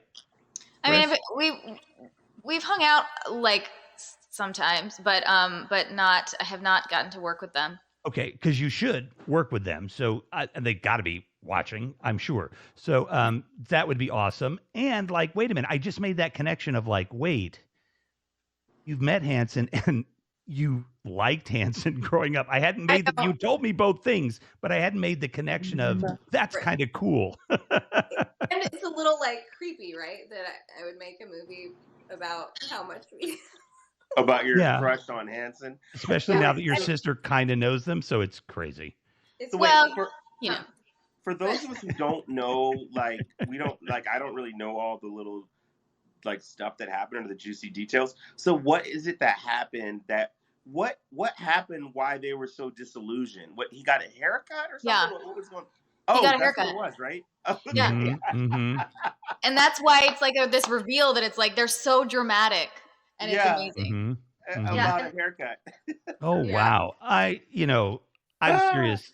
This is look, just getting to be up here and listen to you talk about your film and then dissecting your life and your musical interest and all of these things that have happened. Like, this is crazy. This is awesome. Like, just getting inside your head as a filmmaker. This is really fun. I mean, it was, and it's supposed to be like funny and, like, oh, isn't that silly? But it also was really, like a poignant thing moment because to us, and I think that this happens to young people, especially girls, you kind of have a bunch of excitement that happens in your body and you glom onto something. At least that's what happened to us. And and it's like, this is what my life is about and this is my inspiration, and oh my God, they are making their own music and they're so young. Like, we could be like them. They matter even though they're just like 13 and 16, and right. And that was so inspirational. And then they were just their own people doing their own thing with the long hair, and everybody was making fun of them, but we loved them. And so when there was an actual haircut. Taylor cut his hair, and it was like, Taylor. oh Okay. God, what a sellout! I never believed it, that he could That's do that. incredible. You know, and Yeah, we were really upset. Yeah. but it was William in the What comments is like, did he this sell is out based to the on big actual hair? events? No, Yeah. no, of course not, because we were not born yet when Hanson was super we were famous, much obviously. younger than that. But anyway, Yes, that's right. They but then you weren't realize born that, yet. of course, it wasn't a sellout. He just cut his hair, you know. But like, Yeah, it's just make everything mean something, and it's Mhm, like, mhm. oh my God, well, what do we get behind now? Like, what does this mean for our lives and what we believe in? And then we got over it, but Right. over the course of an evening, which Over the course, that's funny. So you know. wait, just real talk though. Did they really ever have any more than that one hit? I mean, I don't know if. Yes, I mean they had a bunch of hits around that time, and they have been making music consistently since then. It's Yeah. just not like they broke At that away from level. their record label like a couple years after they were huge. They did what to because the record label? they what? broke away. They left Oh. the label. Yeah. So yeah, they weren't as mainstream as they could have been, but Got you. they stuck with their, you know, values, which is, you know, why we love Yeah, them. which they probably didn't want to maybe like you probably didn't want to keep chasing after another Mbop necessarily. They just wanted to like because the thing is like Mbop to me was such a big hit. Like it's almost like I think it's hard to try to recreate that, you know. And I feel like I just can only imagine that they probably would have had a lot of pressure to recreate that, you know. Right, They're and I grown up think now? that they what? I said they're grown up now. I have not. So I Yeah, did they a have gig. like collectively, I think they have like 15 kids. Oh my gosh. Wow. I did a gig like, you know, I don't know, when they were huge, when I was back doing audio for bands and stuff. And they were like just that long flowing hair. And like, they were just like at their ultimate moment when they were doing those tours. And I can imagine it's like Leif Garrett to, you know, to show my age here. When I see him without his gorgeous long locks, I'm like, dude, no. Like, Right, well, that's wow. what happens with, you know, idols. And then because they're symbols for something that connects with whoever is, you know, loves them. And Did then they write? It's Go ahead, like sorry. a big deal. And Yeah. that's what we were dealing with and learning that people are people and growing up is a thing, and you know. So. Were we Were gonna they ask? writers? Were they singer? Did they write that? Yes, they write all of their songs, and I think that they do have sometimes like someone else, like another co-writer might come in sometimes, but they are just basically the three of them have always played their own instruments and written their own songs, even when they were like 10. And I don't think that there was, I don't know, because you guys, I'm older. But like, I mean, they're really good. I mean, you could tell when I was there. I mean, they're good musicians. You know what I mean? They, you know, they're good at their craft and really good at it. And I don't know that anybody, you know, ever would say anything against that. I don't think how you, because, you know, we've seen some of the boy bands and stuff, you know, those guys, you know, couldn't play an instrument or whatever. But these guys, yeah, I probably should listen to their stuff. You know, I didn't even know until Chris told me recently that they were even still making music. So it's wild to see them grown up like this. It's pretty cool. Oh, wait, William Colin has a good question here. Was that a picture of Chris and Alix in the crowd of a Hanson concert in the end credits? Yep. Really? Yeah. Oh But my it was CGI because we So weren't really cool. there. We weren't born yet. I'm just kidding. Right. Oh no, but it was doubles, right? It was photoshopped. Yes, Photoshop, Yeah. CGI. Photoshop. It was No, done yeah. on DaVinci. It was done. You can do everything on DaVinci. And I want to keep this dialogue going. So, but it is 11:48, which is 12 minutes until To the witching hour. a hard stop, I think, for our friends here. So I would just love any time for Alix, Angelis to come and be, you know, a guest co-host sometime, or bring a friend with the film, or anytime you want to come back, because I'd love to pick this conversation up right here, because we've got into like the first 5 minutes practically. So you're welcome to stay, but I think you guys kind of have a heart out. So I want to make sure we respect that. And then, but I want to wrap this dialogue up about the film. I just don't want to break it. And then we'll have Chris do a song, I think. And then Darian and I'll decide whether we're going to go further or not tonight, because I've just had a hell of a time.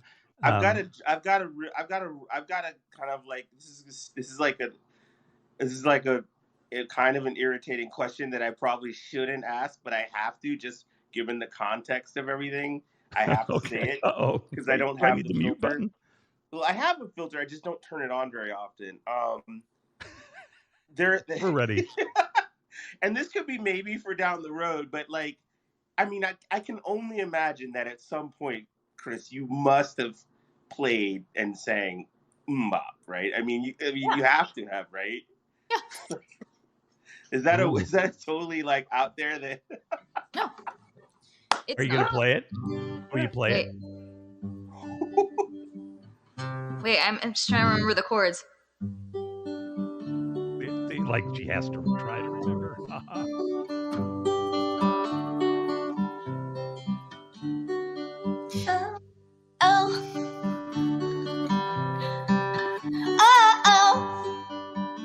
Yeah.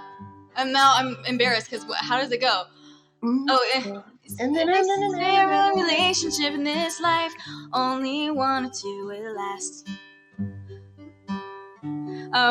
Go through all the pain and strife, then you turn your back. It's gone so fast.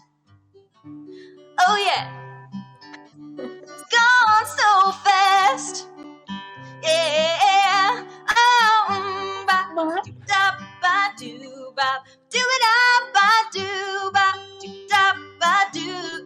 Yeah yeah. Oh ba do da ba do ba do it up ba do ba do da ba do. Yeah, yeah. Oh, come on, everybody. Oh, my goodness. That's so cool. Wow. No, but I can do it in a way that's less like I was just sort of being Taylor. But I have played that in like a very kind of lower key, serious, like it sounds really sad if you really listen to the lyrics, it's kind of a sad song. And I'll play it in my like folky sad way. And then people don't even know what song it is until I start singing MMMBop, and then they're like, oh my God. They're like, what the hell? Yeah. Oh, that's so hilarious. Yeah. I like that too about making a cover your own. Kind of a one of those quirky little definitions I have of like I'm a musician and I should be able to judge, because I shouldn't. But my definition of what might make a better musician than another, which is taking a cover and owning it for yourself, and that would be the ultimate own right there. I like that one. That would be. We might have to hear it sometime. You don't have to do it now. Obviously we need to brush up a little bit. Yeah, but that would be fun. That one is so cool. Yeah, that's fun. Especially because since it does mean something to you too, right? It's like it's not like it's just random. Yeah. That's pretty neat. Totally. Alex, what because I want you to be able to talk to us about the film for a little bit, if you want to. And to me, it like I said, I went to film school. I've said it before. I did cable commercials. That was about the ultimate, and sometimes wrote, direct, acted, edited, and and delivered the tape to the cable office. So I was in the business in every way. But the making a film versus being in a film. Good question. So different. Okay. First of all, I will say, like I always say, acting is like the best job if you can get it in the world. For me, I feel the most comfortable acting in a scene in front of a camera. Like I'm a pretty shy person, and I don't allow myself to connect very quickly with people. Like you have to get to know me. But if the camera's rolling, I connect, and that's really nice. Yes. Best job. So, but it's, you know, it's multifaceted, and that takes a lot. Oh my god, my cat is making an earthquake. Get out. It's you know, a lot goes into the job, but it's one job. Directing, let alone writing and directing, it's so many jobs, and you have to have your brain in like 10 different places, and you are also the captain of the ship. So I've had wonderful experiences as an actor with the film sets that I've been on, and I think that has so much to do with the great leadership of the directors that I worked with. They make everybody feel safe and heard, and you know, are very positive, and like somehow don't show any of their stress on their faces, which is something that I will say that I could work on, because I think I am very transparent. Being an actress, that's, you know, kind of what you work on, is taking down all your barriers and taking down all the walls so that you can express and emote, and it's visible. That is something that I think you want to be vulnerable. You want to be able to like connect with everybody that you're working with, but it's compartmentalized. And I think you look stressed when you're directing. Yeah, yeah. So we had a friend, Lee Holbrook, who's an amazing photographer. I asked him to snap some behind the scenes shots, and I like there's maybe one or two where I look like cool director, you know, and Yeah. and the other times I'm like, it's just okay. So that I will admit that. But with my actors especially, I just, it became, everything else had to go away. All of the, you know, the lighting that's going on over there, and the art department is asking me questions, and the, you know, the costume that her ring kept falling apart or whatever. All that had to go away, and then you connect with the person in front of you, not just the character you're trying to coax out, but this is a, you know, young girl who is doing something that is really vulnerable and exciting, but like can be scary, and that was like my favorite part, was connecting with them, because, you know, I understand what they're going through and what a special experience it is to play a character. Yeah. So it's something that I really want to do more. Because I love being a part of all of the creative process. Yeah. So I have a question. Yeah. May I? Yeah. You may. So I know that you've also, as an actor, have worked on some films where you know, discussed with, you know, of course, respectfully and everything, discussed with the director or writer changes that you would like, ideas that you want to make, changes you want to make. And I know you probably didn't really run into that with this film because they were first timers and they're not going to be like, actually. But have you had any experience like that, or how do you think that you would feel about that part of it? I think as a director. As a director, I think that I would be completely open to that, because it's whatever works. It's whatever makes the most sense to the person that is on screen performing. And because if it doesn't make sense to that person, that it's not gonna translate. It's not gonna come out right. Yep. And you know, I think as a writer, maybe more of an ego would get involved, and I'd be like, why doesn't that make sense to you? What was wrong with that? but no, like even then it's like, well, that's what was in my head, and that's the character that I had in my brain. But this character, I mean, that's what happens with movies. It's such a collaboration, and the characters become so much, I mean, the actors bring so much to the character, and they change, you know, you can't have the exact character that you envision. I mean, maybe it happens sometimes and it's magic, but But like most of the time, I think that whatever the actor brings to the character is even better, because they're alive and they're embodying it. So You definitely didn't go to the Michael Bay School of Directing then, I don't think, because there are some directors that'd be like, in German, and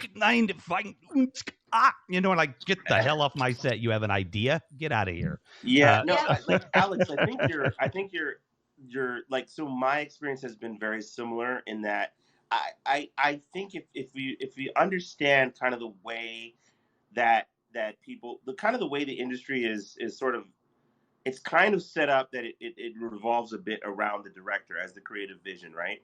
So generally, if somebody brings an idea, they usually, it's not just random. Most of the time, they have thought about that thing. Yeah. Right? Yeah. And so as a director, it's my responsibility to first recognize that this person has probably thought about this thing, because there's a lot of risk that they're taking to put themselves out there and make this suggestion to me. And so I've been fortunate enough that I don't think I've really ever had where somebody's brought me a suggestion that's completely off the wall. You know what I mean? Yeah. And almost always it's been an add to what I'm doing. And so, I would have a problem actually if my script ended up in the end being exactly how I wrote it, because I know that I'm limited as far as like, I'm not somebody else. It's all just me. So the actors come in, I want them to bring themselves. Yeah. Right?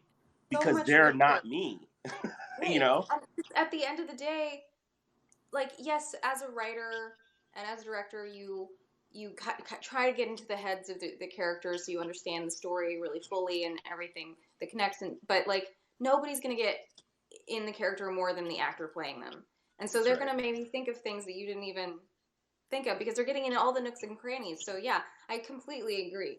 It's coming from some place, and it's, And that's why usually valuable. That's why I think it was so cool. Like Alix, if you guys don't know, Alix was also in a little film called The Magnificent Seven with Denzel Washington and Chris Pratt and a bunch of people. And the director, if I'm remembering what you told me correctly, Alix, the director actually even came up to you and was like, "Hey, I'd like to, sit and have coffee with you and talk to you about what you think about your character and what you want to, if you have any ideas." And I think that was probably so awesome, especially because you probably in that scenario weren't like comfortable being like, "Hey, actually, I have," right? Well, right. Yeah, that was actually such a like a turning point for me. That's Antoine Fuqua, right? Antoine Fuqua asked me to coffee to talk about my idea. Yeah, and in a movie with like 8 people that were like extremely famous. Yeah. Oh my gosh! Come on. Wait, are we watching this movie together, Darian? After? Oh yeah, we definitely. Yeah, you got to watch it tonight, man. Yeah, that's like one of my guys, by the way. Like my hashtag goals. Watch the movie. Watch the movie, sure, but unfortunately, my scenes were cut. All your scenes were cut. She's in it. She's in it. You can see her in it, but unfortunately, this character that was like the sort of, as Antoine Fuqua said to her, the heart, kind of like one of the heart of the like town in the movie, and she had scenes with Denzel and like all this stuff was cut. It was left on the editing room floor. Yeah. Well, it was a last minute addition for him. Because he wanted some sort of innocence and heart to the town, so that the audience cared that we were being saved. Yeah. Studio, whatever, doesn't matter. The point is, experience of it was really, really liberating and wonderful for me too. It really opened me up to like being a real collaborator, and I felt seen, and I felt like I belonged, and that was really awesome. Yeah, that's so cool. And I think there is one or two scenes, like deleted scenes, that you can see her in. Okay. There's one. Do you mind if I tell this story, Alix? Like the one deleted scene. There's one where she's like the baddies are are like holding her, and like one of the guys licks her face to just be gross and weird. And Yeah. she told me this because it was filming in Louisiana. I was in California, and I'm like just chatting, she was texting me. And I was like, how did it go today and whatever? And she's like, oh, I was in the scene with this guy and this actor that I, knew from other things. And I was like, oh, that's so cool. And she was like, yeah, he licked my face. And I was like, what? And like I was like, wait, like the actor did? And she's like, yeah. And I was like, well, did you tell someone? That's so inappropriate? Like, I was like, no, it's so inappropriate. You're like, I was like, gonna fight someone. That's awesome. What's this guy's name? Who is he? Come on. Yeah. I want his IMDb. I'm going to pay for the pro membership, and I'm going to get this guy's address, and I'm going to have a little bit of a talk with him because no, it was part of the scene. It was part of the scene. Okay. And that scene didn't make it into the film? No, it's a deleted scene though. It is a deleted scene. Oh, that's wild. To be fair, like so much didn't make it into like. Wait. Okay, so who licked your face? Just tell us. What? Who licked your face? Cam Gigande. Oh, is he the guy? Was he in a Teen Idol guy? He was in Twilight. He was like the bad vampire in Twilight. He's not the guy with the 8-pack though, is he? Or is he? He might be. I think I know. Yeah. Yeah. Yeah, they're kind of agreeing that might be possible. I got the he might be and the kind of that look like maybe. Yeah, possibly. I can see. I see your face, Alex. Yeah, I think so. Just like, yeah, he's got that 8-pack. He's got that. That's awesome. Oh my gosh, that is awesome. Actually, I saw someone in the chats had a question. Okay. Mr. Oak asked, what was the origin story behind the short Burying Amber? Oh, so this is another short film that I wrote and directed. I'll just give a full description. It's a woman who is on the phone with her mom talking about her recent breakup with her wife, and while she's digging a grave. So there's a twist. Wait a minute. Okay. How long is the movie? It's like 6 minutes. And I'm going to give you. I'm not supposed to put people on the spot. Okay, so how do I do that? Can we watch it right now? Can we watch it before you go? Maybe. I mean, no, it's up to you because I mean, it might be. I didn't ask you about it ahead of time, but how do I'm you do going to that? download Do you just give you an actual file, or is it a link? Is it downloadable or is it on YouTube? He needs a file. I need a file. I can pull one if it's on YouTube. I think I wouldn't do that. No, it's on. This guy says it's on Vimeo. Oh, so then I can grab it. Downloadable. Then Yeah, you can get the download. Yeah. if you can. Does anybody have the link, Mr. Oh, O? hold on. I'm googling it.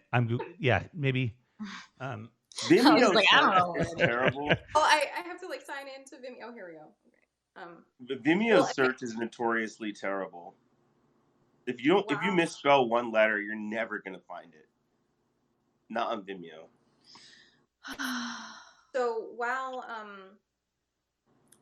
if I answer this question, then we'll give away the twist. Oh, right. And it's 8 minutes and 39 seconds. Let's see. I can download it, nice. And I'm grabbing it right now. Yes. So we'll watch it and then we'll answer your question, Mr. Oak. Yeah. Oh, this Thank is you, awesome. Mr. Oak. Okay. It's vimeo.com 1-849-43189. That's already downloaded, baby. I got 1,000 gig down, my friend. It's almost here. But I will say that the short was shot on our family farm. Oh. Our childhood home, which was really cool because I had always wanted to set a story there. It's so a part of my dreams. Do you have any place that you always end up in your dreams? Because that was the place.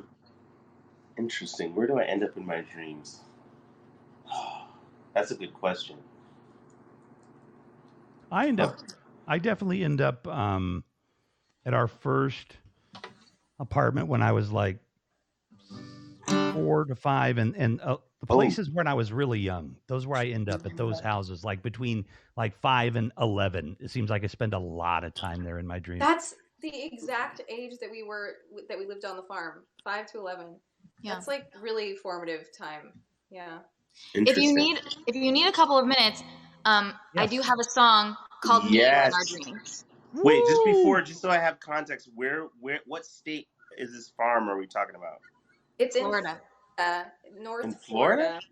Yeah. They have farms down? Oh, like orange farms and whatnot. Darian, do you know what they have more in Florida than any other state? Alligators? Cows, brother. It's a huge dairy state. Huge dairy state. Oh, cows. Okay. We had a cow farm, and because it's northern Florida is very. It's not like Miami It's almost like the South. Yeah. It's like very Georgia. South. Yeah, it's like an extension of Georgia. Yeah, that's true. Yeah. Right. Yeah. Almost like the South. Yeah. Oh, by the way, that you guys are twins. You're talented. You're musicians. You're actors, and you have like a farm origin story. Like seriously, I know you're not Earthlings. This is just too classic, perfect kind of story. I think they beamed down from somewhere, and they have a the message Americana story. That's true. But it is but look, like I think there's something to say for that kind of upbringing, where I'm actually pretty fortunate because I grew up in Georgia, and I had like not a farm, but I was like in Decatur, and we had a big enough yard that I could play in the backyard and climb trees and stuff, Mm-hmm. And there's something about that just doesn't seem like it happens as much anymore. Yeah. I remember being like, after school or whatever, I'd finish my homework, and then it wasn't, hey, can I go watch TV now, or can I go play video games? It was, hey, can I go play outside? And that's nice. Oh, you're muted. Yeah, I unmuted him. Sorry, Darian. Like, are you okay? Is there an earthquake over there? What's going on, Yeah. brother? I'm trying to get set so I can hear this song that Chris is about to play. And we were really, really fortunate, and it was awesome because a bunch of our family lived on the farm too. So it was us with our parents, on this house, like sort of at one end, and then 1 minute, 30-second walk down the road was our aunt and uncle, and then a couple of minutes down the little dirt road with our grandparents. And so we were just like always around whenever we wanted to see our family. It was great. When's that movie being made? Yeah, that's beautiful. It is. It never happens anymore. Yeah. That is lovely. Right. Chris has a song for us. So it just made me think of it because we're talking about dreams, and this song is called "Meet You in Our Dreams." All right. It's from the album, and this is how it goes.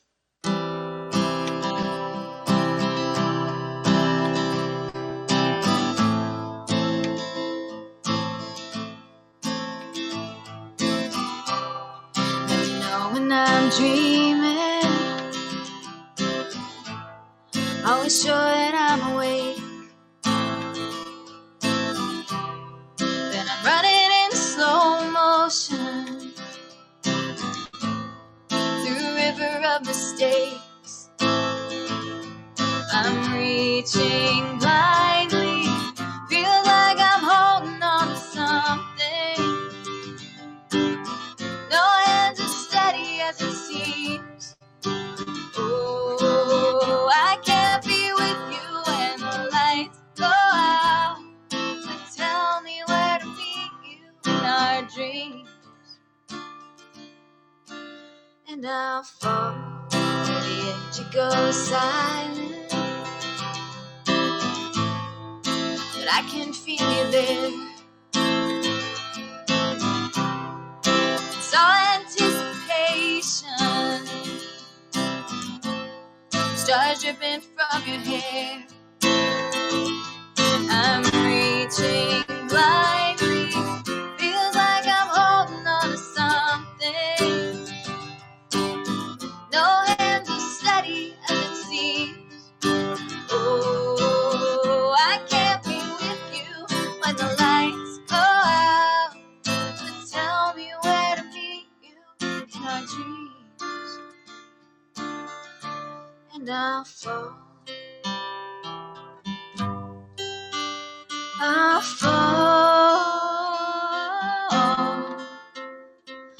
fall asleep with you. I'll fall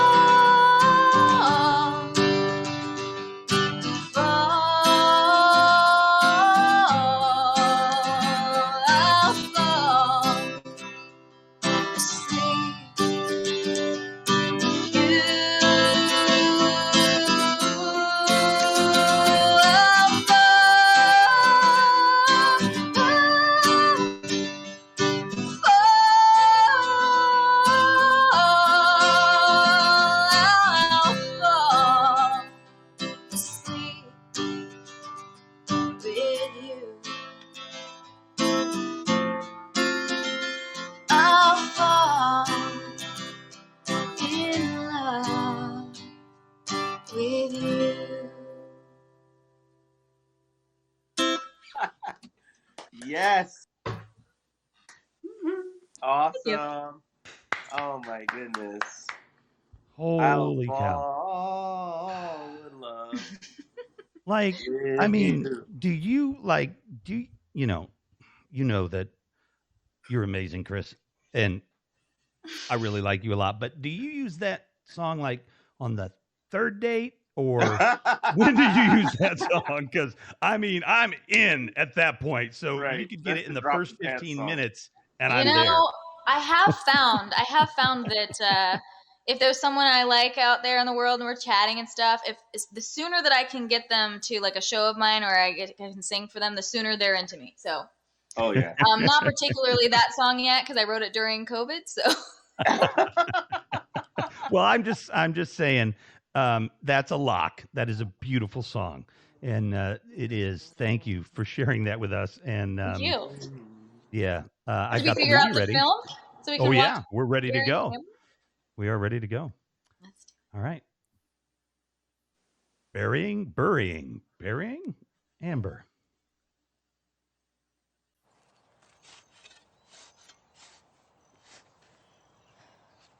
Ex-wife. It's final now. No, she's gone. It's over. For real. She's not coming back. Mom, she was toxic. I know I wasn't at my best either, but she was just not good for me. Yeah, I know. I just said that. I hate it when I make a conscious effort to provide a disclaimer and you pretend like you didn't hear me. Thank you.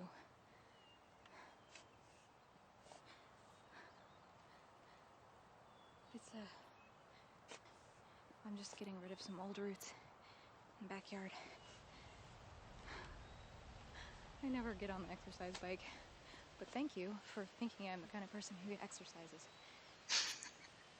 I got all the workout equipment in the breakup. Yeah, you can have it. I'll bring it over one weekend.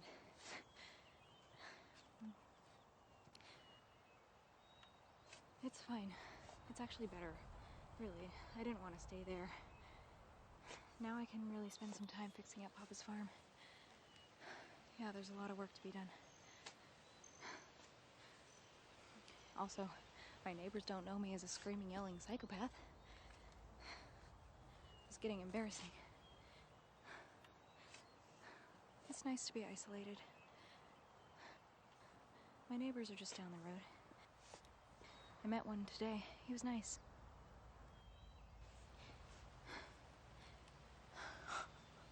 If I get murdered, I get murdered. It's fine.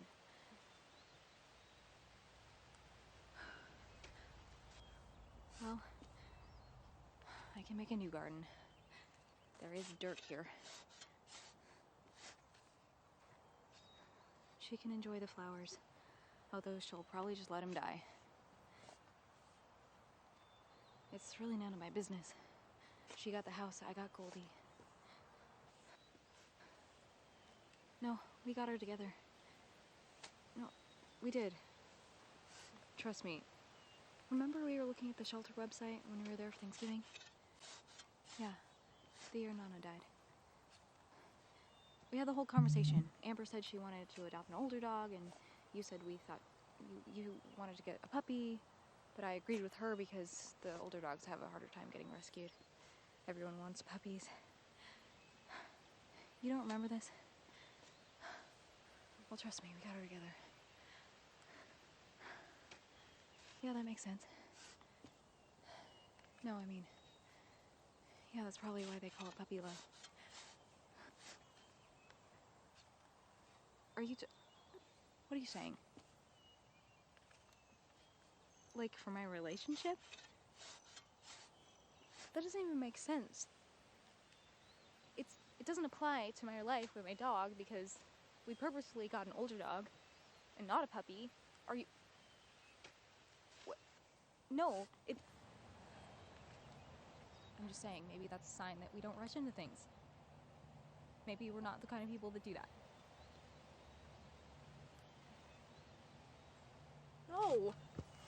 Don't insult me like that. I thought you wanted us to stay together. Well, if we're just puppies... Mom, I don't have time to talk this in circles right now. No, I'm sorry for yelling.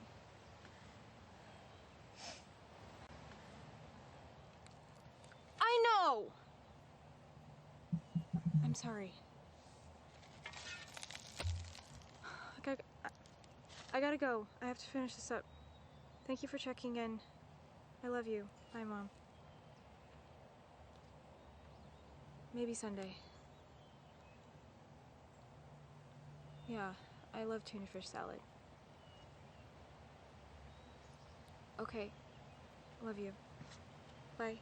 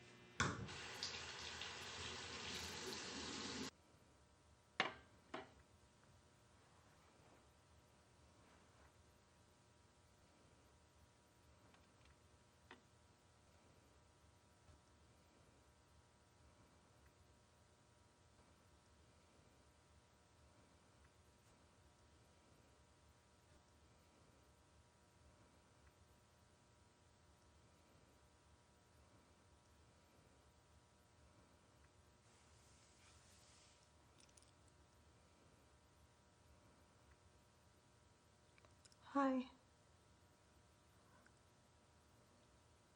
Goldie died last night. I just thought you should know.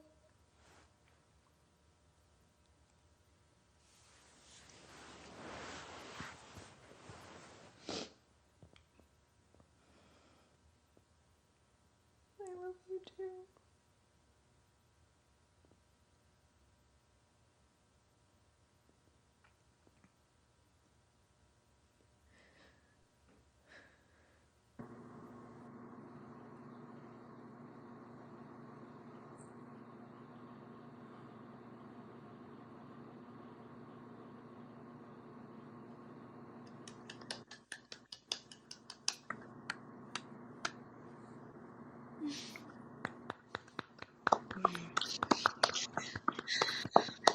Wow, that's a beautiful film. Thank All you. crying over here. I know. I was like, wow. Oh my gosh. Holy cow. So, Wow. to answer the original question, I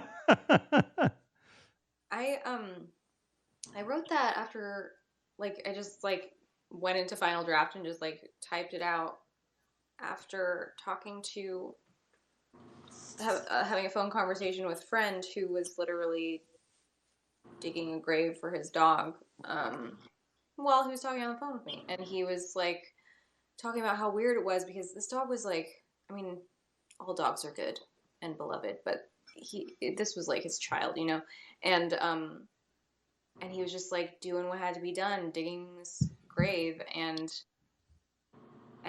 he also had some other stuff to do that day, like he had to go to the post office, and he was like, this is just part of my day, it's just so surreal, but life goes on, and some days you just have to dig a grave. And I was just like, oh, you know, and that just inspired this, like, yeah, you know, talking to your mom about whatever it is, and you have to do this chore today, and maybe But you're not ready to open up about that yet, and it's a really private moment for a little bit. You know. But did anyone like think that she had killed her wife? Yeah, yeah, digging her grave. I think so. Well, I was actually just like kind of frightened, you know, a lot, because the way that, I mean, do her lips ever move? Right? It's pure narration, right? There's a little bit near the end. Oh, her lips move a little. Okay, so, but I mean, like, so, like, our friend Darian that won the first contest or the second contest, O'Neif.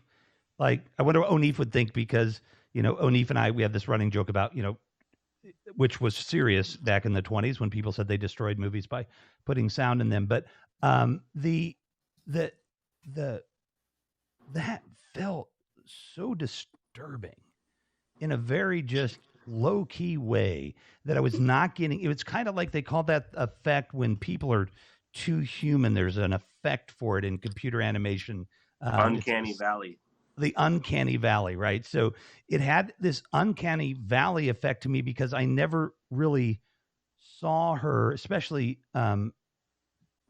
maybe because the screen was small too, but I didn't, she wasn't really connecting with anything because she's on the phone like that. It was just this eerie, like, what the hell is going on here? Because wait, I see a dog, and then there's, wait, Amber, you know, so the whole time I was just scared, basically, you know.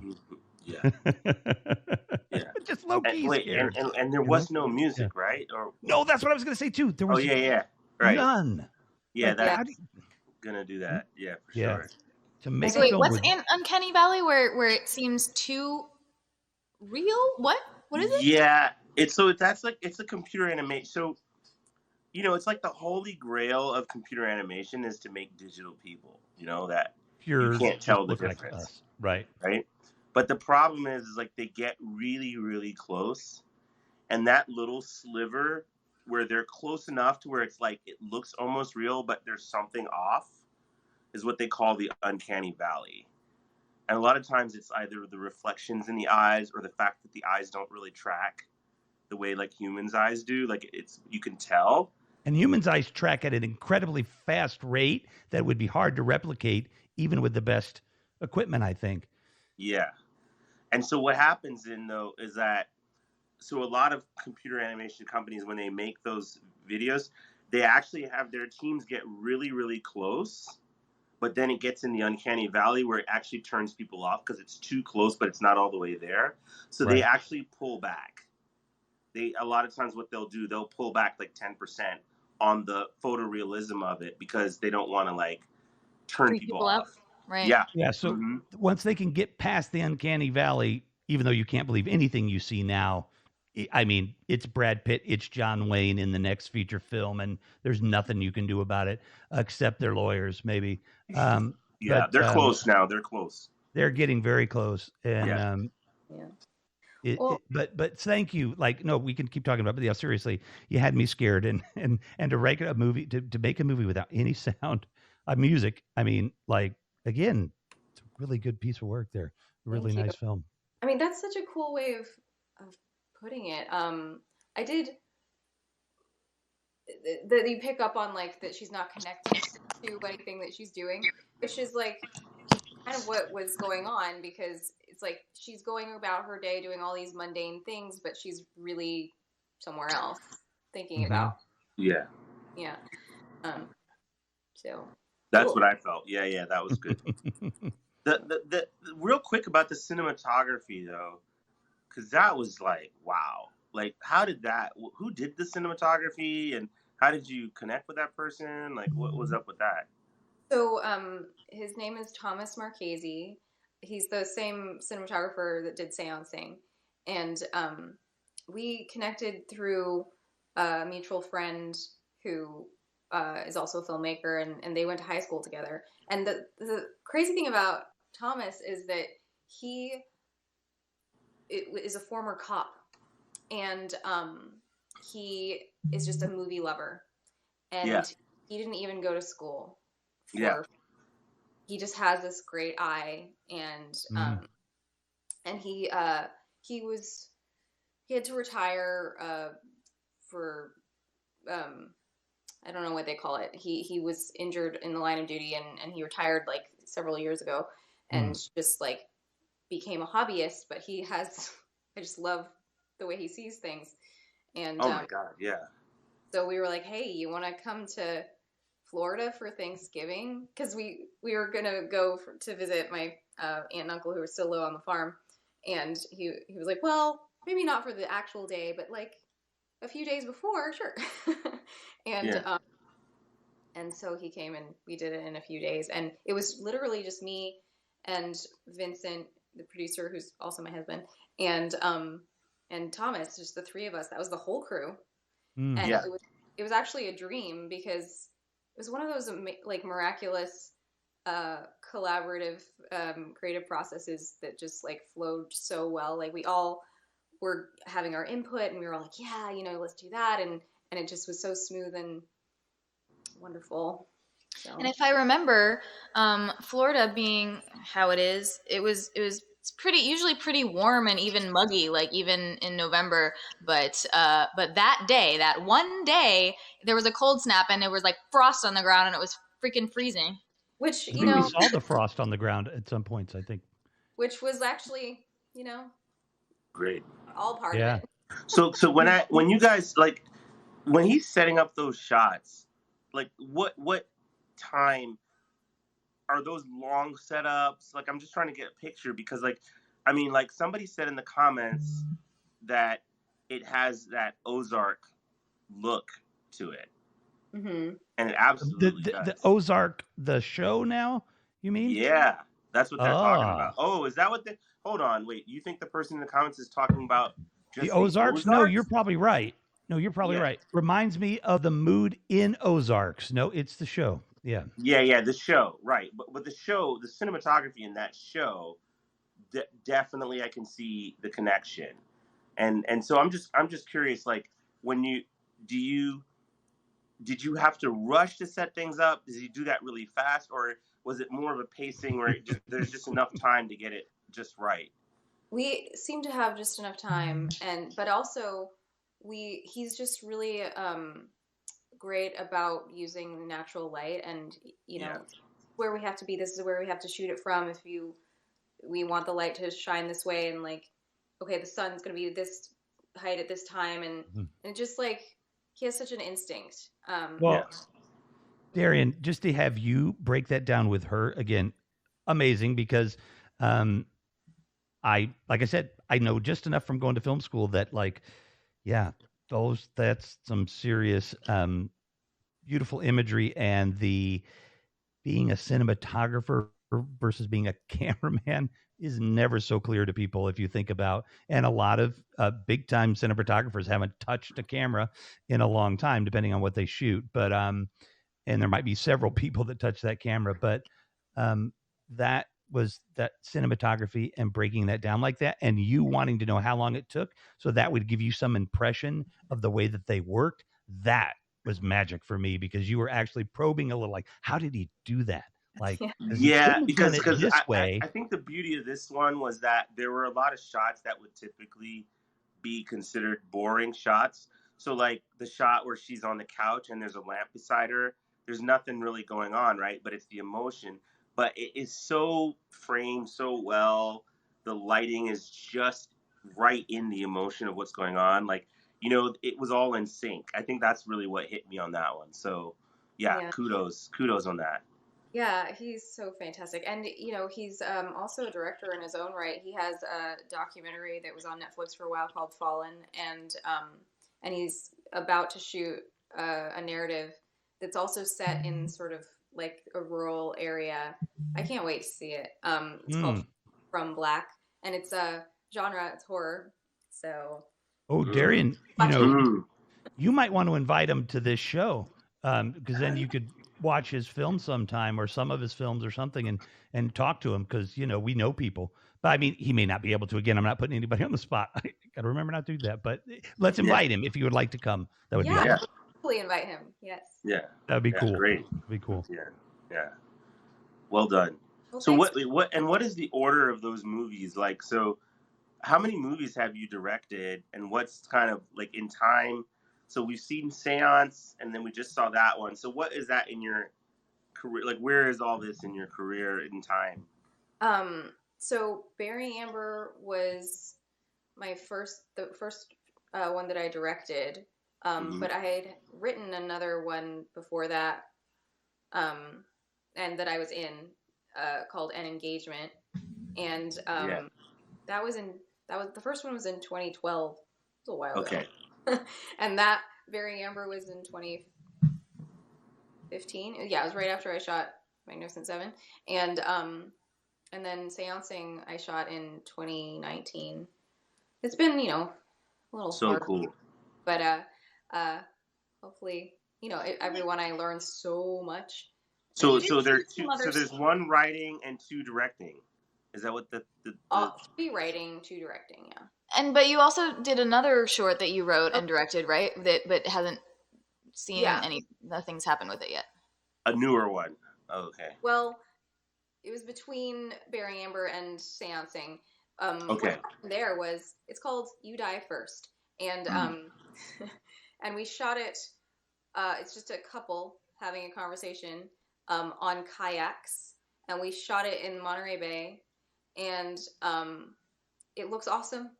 But the sound is all, like, it just needs a lot of work, because it was all, like, weird with the labs and the water and anyway. So you have to ADR everything, basically. Yeah. So same DP? What? Same DP, yeah. Yeah. Of course, I always have these, like, weird ideas, like, yeah, let's do this, except let's film it in Florida, or let's film it on the ocean. And, here I'm over here with just like the anecdotes of the day. Like, they filmed this beautiful movie, which I'm still excited to see someday, on these kayaks in Monterey Bay. Literally, like 2 days before that thing that was in the news where a guy was on a kayak in Monterey Bay, exactly where they were, and the shark like came and like chomped his kayak. Whoa. Yeah. That's intense. What happened was there was a great white, and great whites, they attack by just like going straight up. Right. They just use their nose and just go. Yeah. And so the guy actually his kayak and himself flew into the air and went separate directions, and thank God, the shark went for the kayak, and the guy swam away. Oh my gosh, that's crazy. But how do you get away? Like, you're in the middle of the ocean. Like, you're in the water. Like, where do you get away from? Swim to shore. He was in the bay.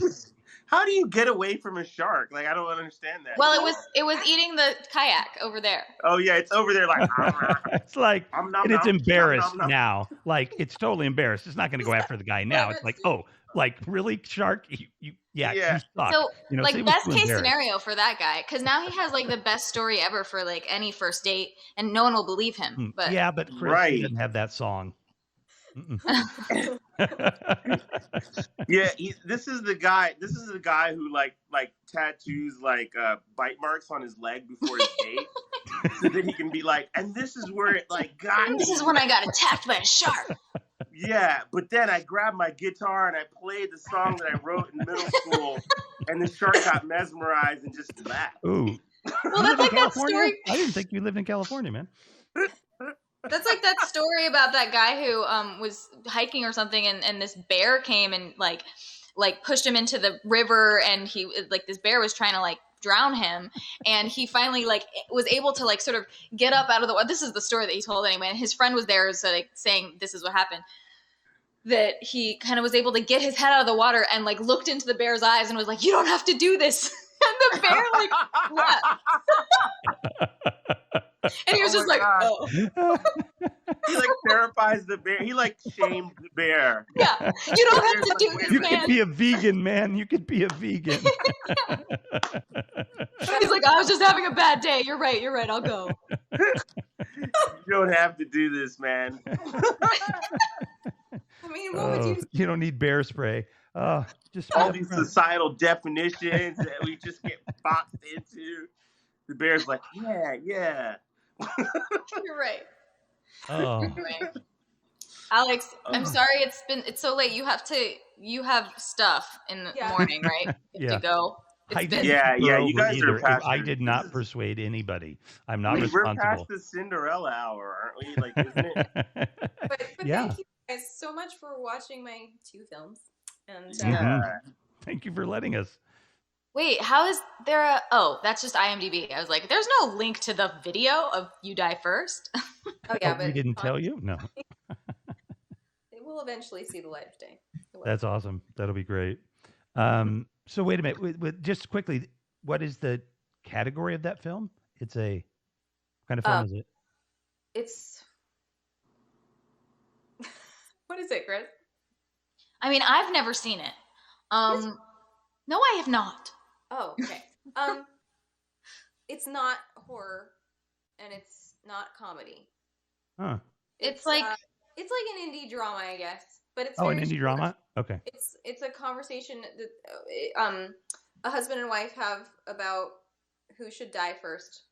On a kayak. Yeah, eventually. Oh, I like, can't. Oh. At the end of their lives, not on a kayak. Like when Oh, they're that's just what the conversation's about. Yeah. no, they're in kayaks when they're having the conversation. Right. Yeah. Right. They're not And planning thankfully, it. Just like who in would you real want to life, die first. You want me to be around so you can say goodbye, or do you want to like say goodbye to me and die alone? It's dark, but but anyway, it's yeah, just what happened at that farm in Florida all those years.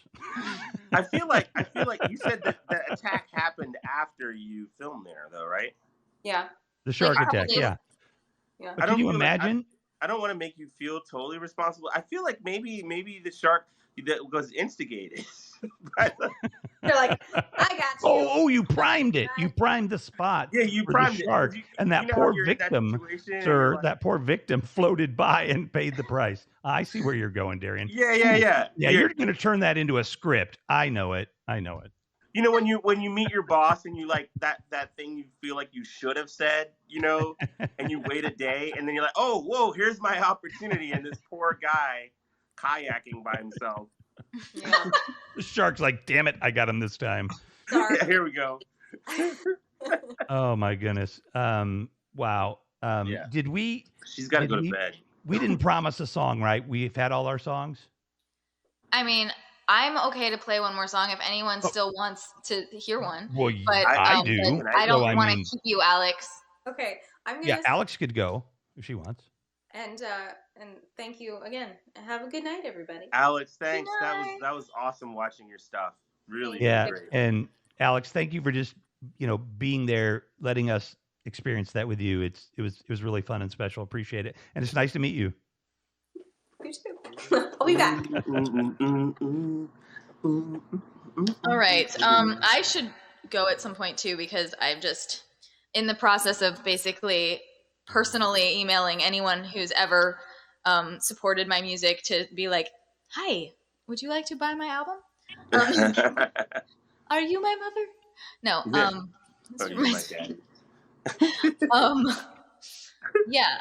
So, do you want me to play one more song? Because I don't have to. We Are can you be taking done. requests? Sure. Ooh, yeah. Because I just really just want that one song. And then I think the other guy wants it too. The one who was texting earlier about the going away and coming back to you. Oh, yeah. I gotta get back to you. Hold on, let me see if that guy is still there. Hey, guy, if you're still there, can you text if that's the one that you were saying you wanted to hear? That I want to get back to you. Yeah, that's the one. Okay. It's called My Quiet, and it's on the record. You can already listen to it on Spotify and all that stuff. And just to give my little spiel again, thank you, William, for putting that link there. That's where you can pre-order the album. It's apparently only $4 on iTunes, so you can get it there, and you get 2 songs right away when you get it there, and it helps with the charts. And you can also get it on my website and Bandcamp and Amazon, and when you get multiple copies, it does help with the charts, and it can get you some rewards. So check that all out at that link, this guy's pre-order link. And what was my point? Oh yes, and if you are able to pre-order or not, please do pre-save, which is if you click on the little box that says Spotify, because that's free and easy, and it does make a really big difference for when the album comes out for Spotify to be like, ooh, we should show this to more people. And everybody should go to the show, and they can go to the show if they buy 2 copies, and then they get Yeah. Like if you want, okay, so there's going to be a full band show. My sister is going to be singing harmonies with me. There's going to be a full band. It's a live stream on Friday. And if you want to support and come to that show, you can either do the 5 pre-order bundle where you get a CD, a handwritten thank you card, and ticket to the show, or you can just do 2 to get the ticket. But just so you know that those 2, if you do that option, won't count towards any of the other bundles until you get 5. You know what I mean? Like if you get 2 and you want the ticket, you won't get the CD if you get 3. Right. But if you get what? Get 5.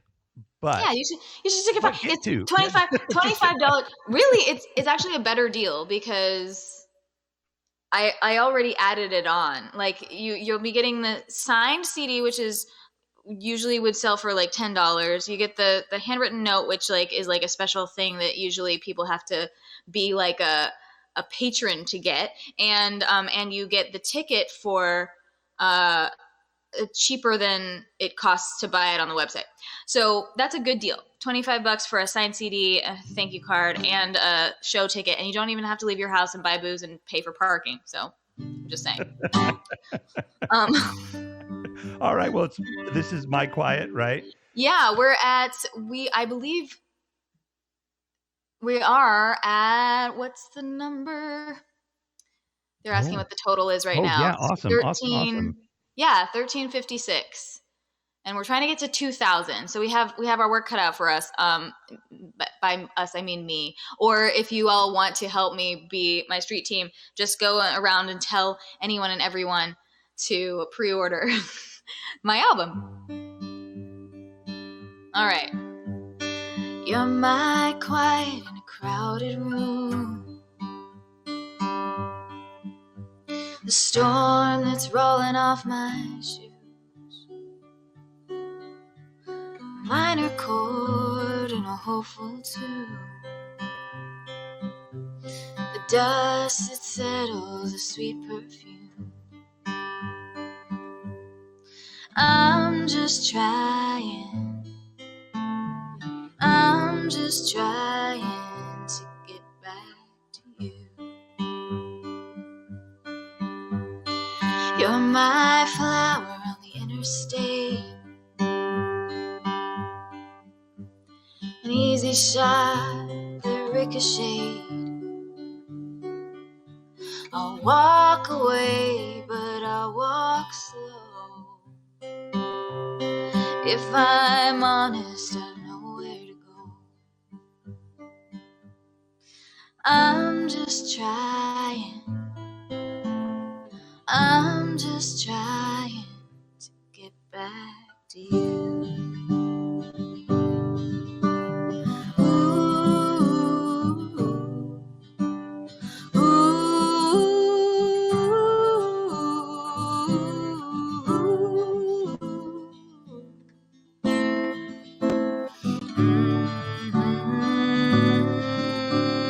You're the eye of a hurricane,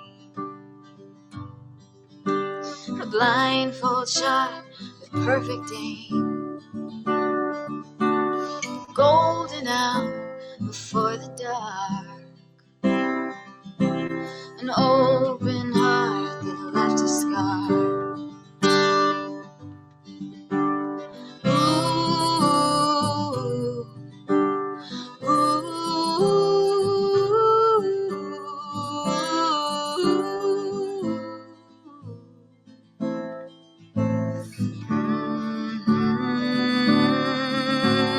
We tried to celebrate the skies that we looked to didn't have what it takes. We made wishes anyway, so our hearts that were breaking could beat another day. You're my quiet in a crowded room,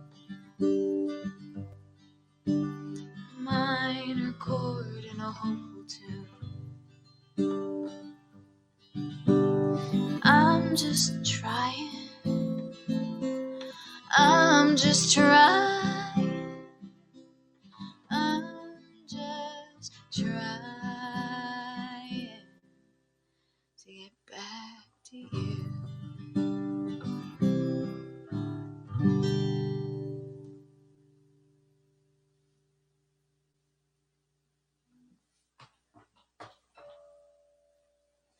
Oh my goodness. Wow. Yes. That's what's up. It is what's up. And I feel like I've been on like this musical journey for the past couple of weeks, hanging out with where's Darian? There he is, with Chris and all of the folks. I want to make sure too, because I haven't had a chance to do this.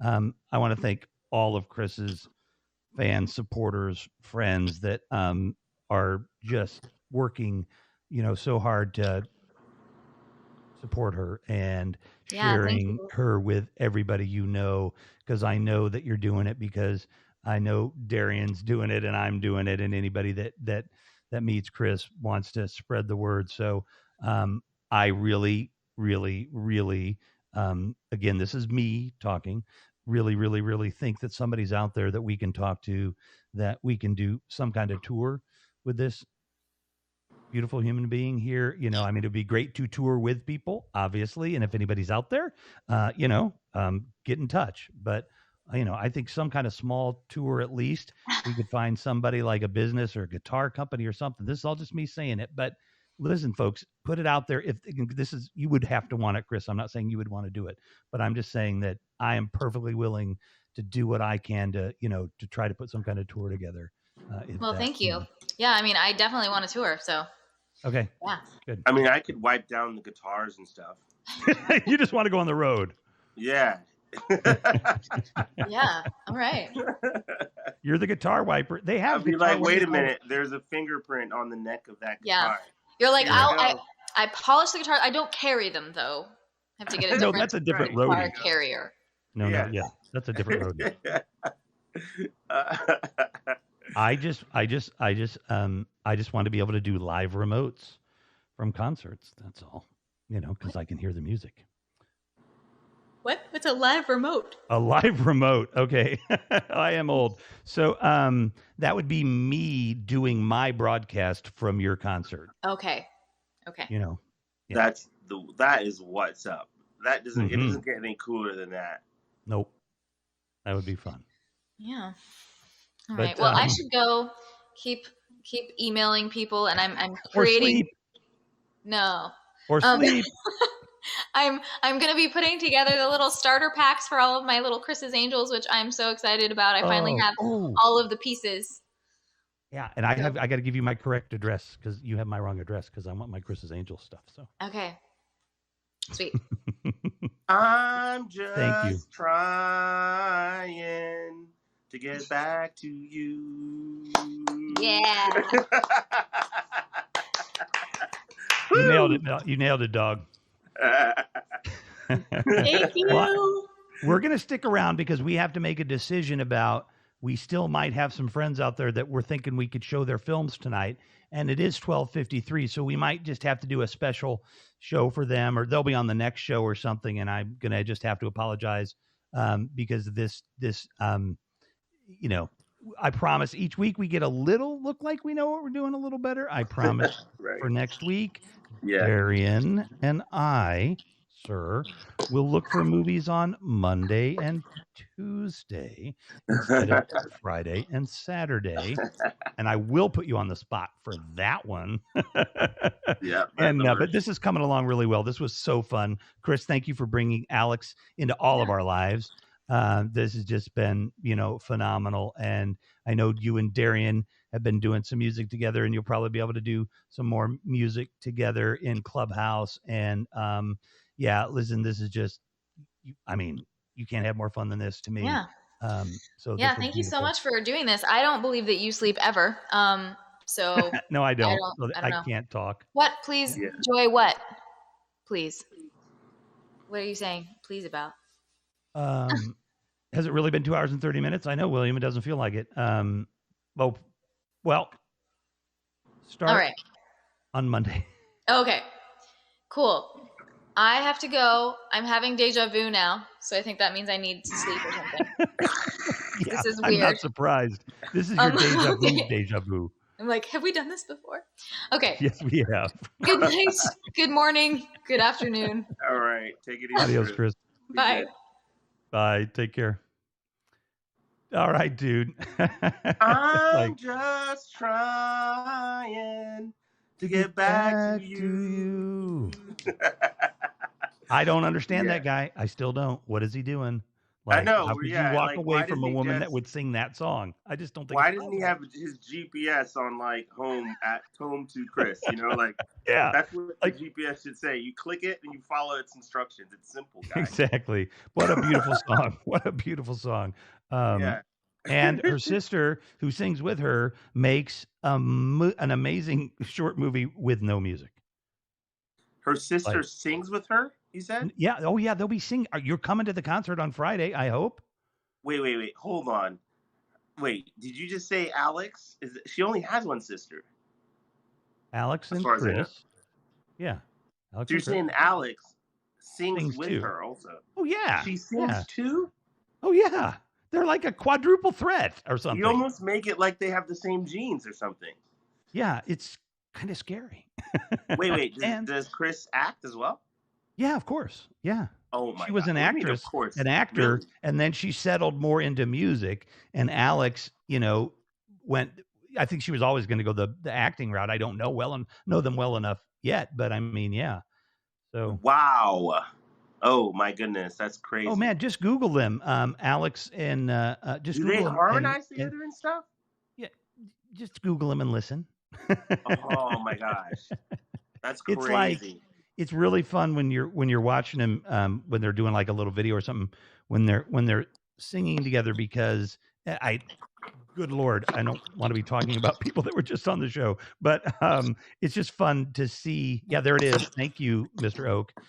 It's just fun to see their different personalities, right? You know, like I'm getting to know them, and you know, obviously you can see that if you watch these things, but it's just really been fun to get to know both of them. So yeah, they both sing, they both act. I would imagine they probably can do 10 other things that we don't even know about yet, but Yeah. they're pretty talented. So they both, you know, they both need to break out big, and that is part of my mission to make sure that happens. Well, that film we just watched was beautiful. Yeah, it should be seen, man. Mm-hmm. Yeah. I agree. I know I'm like not really framed well on the camera, but I'll just kind of fix it in the meantime. What are we watching you on? I'm on an iPhone. Uh-huh. Yeah. What do you have a laptop or a desktop? You have to. Well, you know what? I tried to this time do differently. I was going to actually use my tablet. I've got like a... Ooh. No, A the tablet? software does not play well with the tablet. Well, I mean, this tablet's pretty much just a PC. But the Oh, software okay. it runs is just PC. It's a PC software. Okay. yeah, it's just PC software. But the only thing is like the charger I've got in is the wrong one, and then I was like, I don't have time to figure that out. So let me just get Well, back. we can talk about let's do this when we because let's actually. I know you're busy, and are you shooting anything? Are you No, I'm not working this shooting week? anytime soon. So yeah, so we can anything that All right. happens in the next couple of weeks is the best Good. actually. Okay, well let's try to have like a production meeting like Monday. I'll talk to you tomorrow or something. Okay. And we'll nail a couple of things down because I really want to get your audio and video squared away so you're not having to mess Okay. with it all the time. And Yeah, and that's there's good. you've got a phone, you've got a computer and virtual, camera will get you all squared away and I think Perfect. we'll Yeah, figure it let's out do it. together and if Yeah. let's figure out what you need if anything. So Cause yeah. I'm just trying to get back to you. Chris and Alex. Oh yeah, Rachel and Jenny Markham on Rake. They've done a couple other things I think together too. But yes, let's talk quickly about our friends with. Is there anybody? I don't even know if they're in the audience, honestly. So yeah, I don't know. I mean, it's been a while. I I know they feel were bad. trying to get on, but I didn't. It's hard for me because I'm on the phone with this. Yeah, So it's yeah. hard for me to do any follow-ups to any like messaging. So I guess Right. you sent them some kind of links and all that, right? Or anything. I did, and Natasha was here. Oh yeah, she And did though. yeah, she did. She's busy and stuff. But anyway, if you talk to them, because you'll probably talk to them before I do, Yeah. I'll try and apologize on here. Just let them know they can come back next week, and Okay. we'll sound check them through. Like they're gonna. Yeah, to get You'll them all need to set get a up. And hold of actually, if we me. do that, Apple might actually then be better. So then it could be maybe that we have Apple and Amr because that was the writer, director, and then the actor. That'd be good. Yeah, Have them that'd be good. together, and then Would Natasha you? could probably come on and Yeah. Would you reach back out to them and yeah, let them we'll know? plan it. Yeah, Yeah. I'll do Thanks, that. man. Yeah. Okay. All right. Well, then I think we could probably jump. Yeah. It's been 2 hours 36 minutes, but I mean, look, I couldn't have asked for a better show. If people out there liked it, woohoo, yeehaw! I think you probably did, but I just had a goddamn fucking good time right there. Yeah, so. this is great. Yeah, dude, you don't know what I mean, I know I thanked Chris and I said, but I just don't. You know how when you thank somebody and you don't feel like you are getting through the level of thanks that you really mean, you know? Yeah, I mean, right. I just want to give some context. Like, so I met Chris on your show last week Saturday, right? Then you connected us, and you were like, oh, she probably would love the opportunity to play for more people, on Clubhouse and things like that. So I reached out to her. We planned it. We set it up, and that was this Friday. We did a session with her playing. You were there. Yep, you were there. And then, but today, to have her play at the beginning of our award ceremony, it for me was just so surreal because it's like, this is not something where I think like, oh, this award ceremony, I put a lot of work into it because I with the Google forms and getting everything organized. We had sponsors, we had the gifts, we had all that stuff going on. But when you have a musical guest, it makes you feel like it's the Oscars now. You know what I mean? I It's the know. Golden Globes. Yeah, I think we need a house band. Deal. Yeah, and I feel like the filmmakers felt that. Everybody, because that young lady, she came on your show, Lori, and she said, "Wow, and there was this lady who was singing, and she sounded so good." And it was Chris that she was talking about. But that's the thing; it makes it more memorable, right, of an experience. Exactly. And that's what I want, Chris. Like, I know she's not here, but I mean, that's the kind of effect that she had. So that's the kind of feeling that I'm really grateful to her for making everybody feel super special by playing her music at our award ceremony today. Well, I think that's beautiful, and I know that You are appreciated in many of the same ways by Chris. I am most certain because she I think, and like I said, I don't like to speak for people, but she had a very good time playing out, at Clubhouse on both occasions. That's great. Yeah, that's and, great. And yeah, it was just really nice of you to put that together for her. But it's not hard to do because you want to, because she's such a beautiful singer. Oh, I of mean, course. Yeah, yeah, yeah. And like she's it's just just a good spirit, like her person. yeah. Like it's not just the singing; it's like the talent, but then there's the personality. And she's, I mean, like you remember when she was on there, and she's like she's pinging people onto the stage. Like she's got her guitar, she's got her mic, she's doing whatever, and then on top of that, she's pinging people Oh. onto the stage. You know? Yeah. And Come on. and hi Chris, if you're still watching while you're emailing people, I don't know. So Right, she could still be right. watching, so she's hearing all of it, which is great. Oh, that's Yeah. fine. Dude, yeah. That was just fantastic, and thank you for letting me be a part of your award ceremony today, man. That was a big Yeah. honor. I really liked being there, and I'd like to be there sometime where I could actually, give some feedback or something. You know what I mean? And maybe Yeah. someday be a judge or something. That would be fun instead of Yeah. pitching my show. So Well, if you could be a judge on the next one, that would be great. Because got it. I've got the ballots down a little better now, and Mhm. it's really like I'm getting to be a Google Form sort of like mini guru, where Oh, cool. So we had the audience ballot this time, which was so well streamlined to me to see the results right away, and then people's comments down at the bottom, and on the judges' ballots, it also like organized all the comments under each film. So the filmmakers could go and they could see, comment, and read them and say, okay, this is like, so yeah, I would love for you to be in that, That'd be great, man. That would be, yeah, I'd love to. I'd be honored because seriously, let's end this because you and I will probably talk for 10 more minutes, and Yeah, and let's let these folks go home and and thank everybody. Kizzy, oh, I love you. Oh, I hope you've been here a while, but if not, I will catch up with you soon. Kizzy, it's nice to see you. Hey, Kizzy. And everybody that was here tonight, and especially William and Mr. Oak, who help out with letting us know what's with Chris's links and those kind of things. Yeah, they were great. And, yeah, appreciate it all. Darian. And they have acted together. I need to screenshot this before you close down. He says, and they have acted together. One, Chris and Alix co-star as Rachel and Ginny Markham on Rake on YouTube. Totally about to go watch that right now. Those comments stay here too. You can just click on it. When I end the show, they'll still be there. Oh, fantastic. Okay. All right, everybody. Yeah. Listen, thank you very much. Bye, I need a producer. I saw it's like Rev needs a producer in production meetings or something. Thank you, Joy. We will be having one on Monday. You can be a part of it if you would like. And dude, thank you. Yeah, likewise. Well, stick around for a second. And thanks, everybody. Appreciate you watching. Peace be with you, and namaste.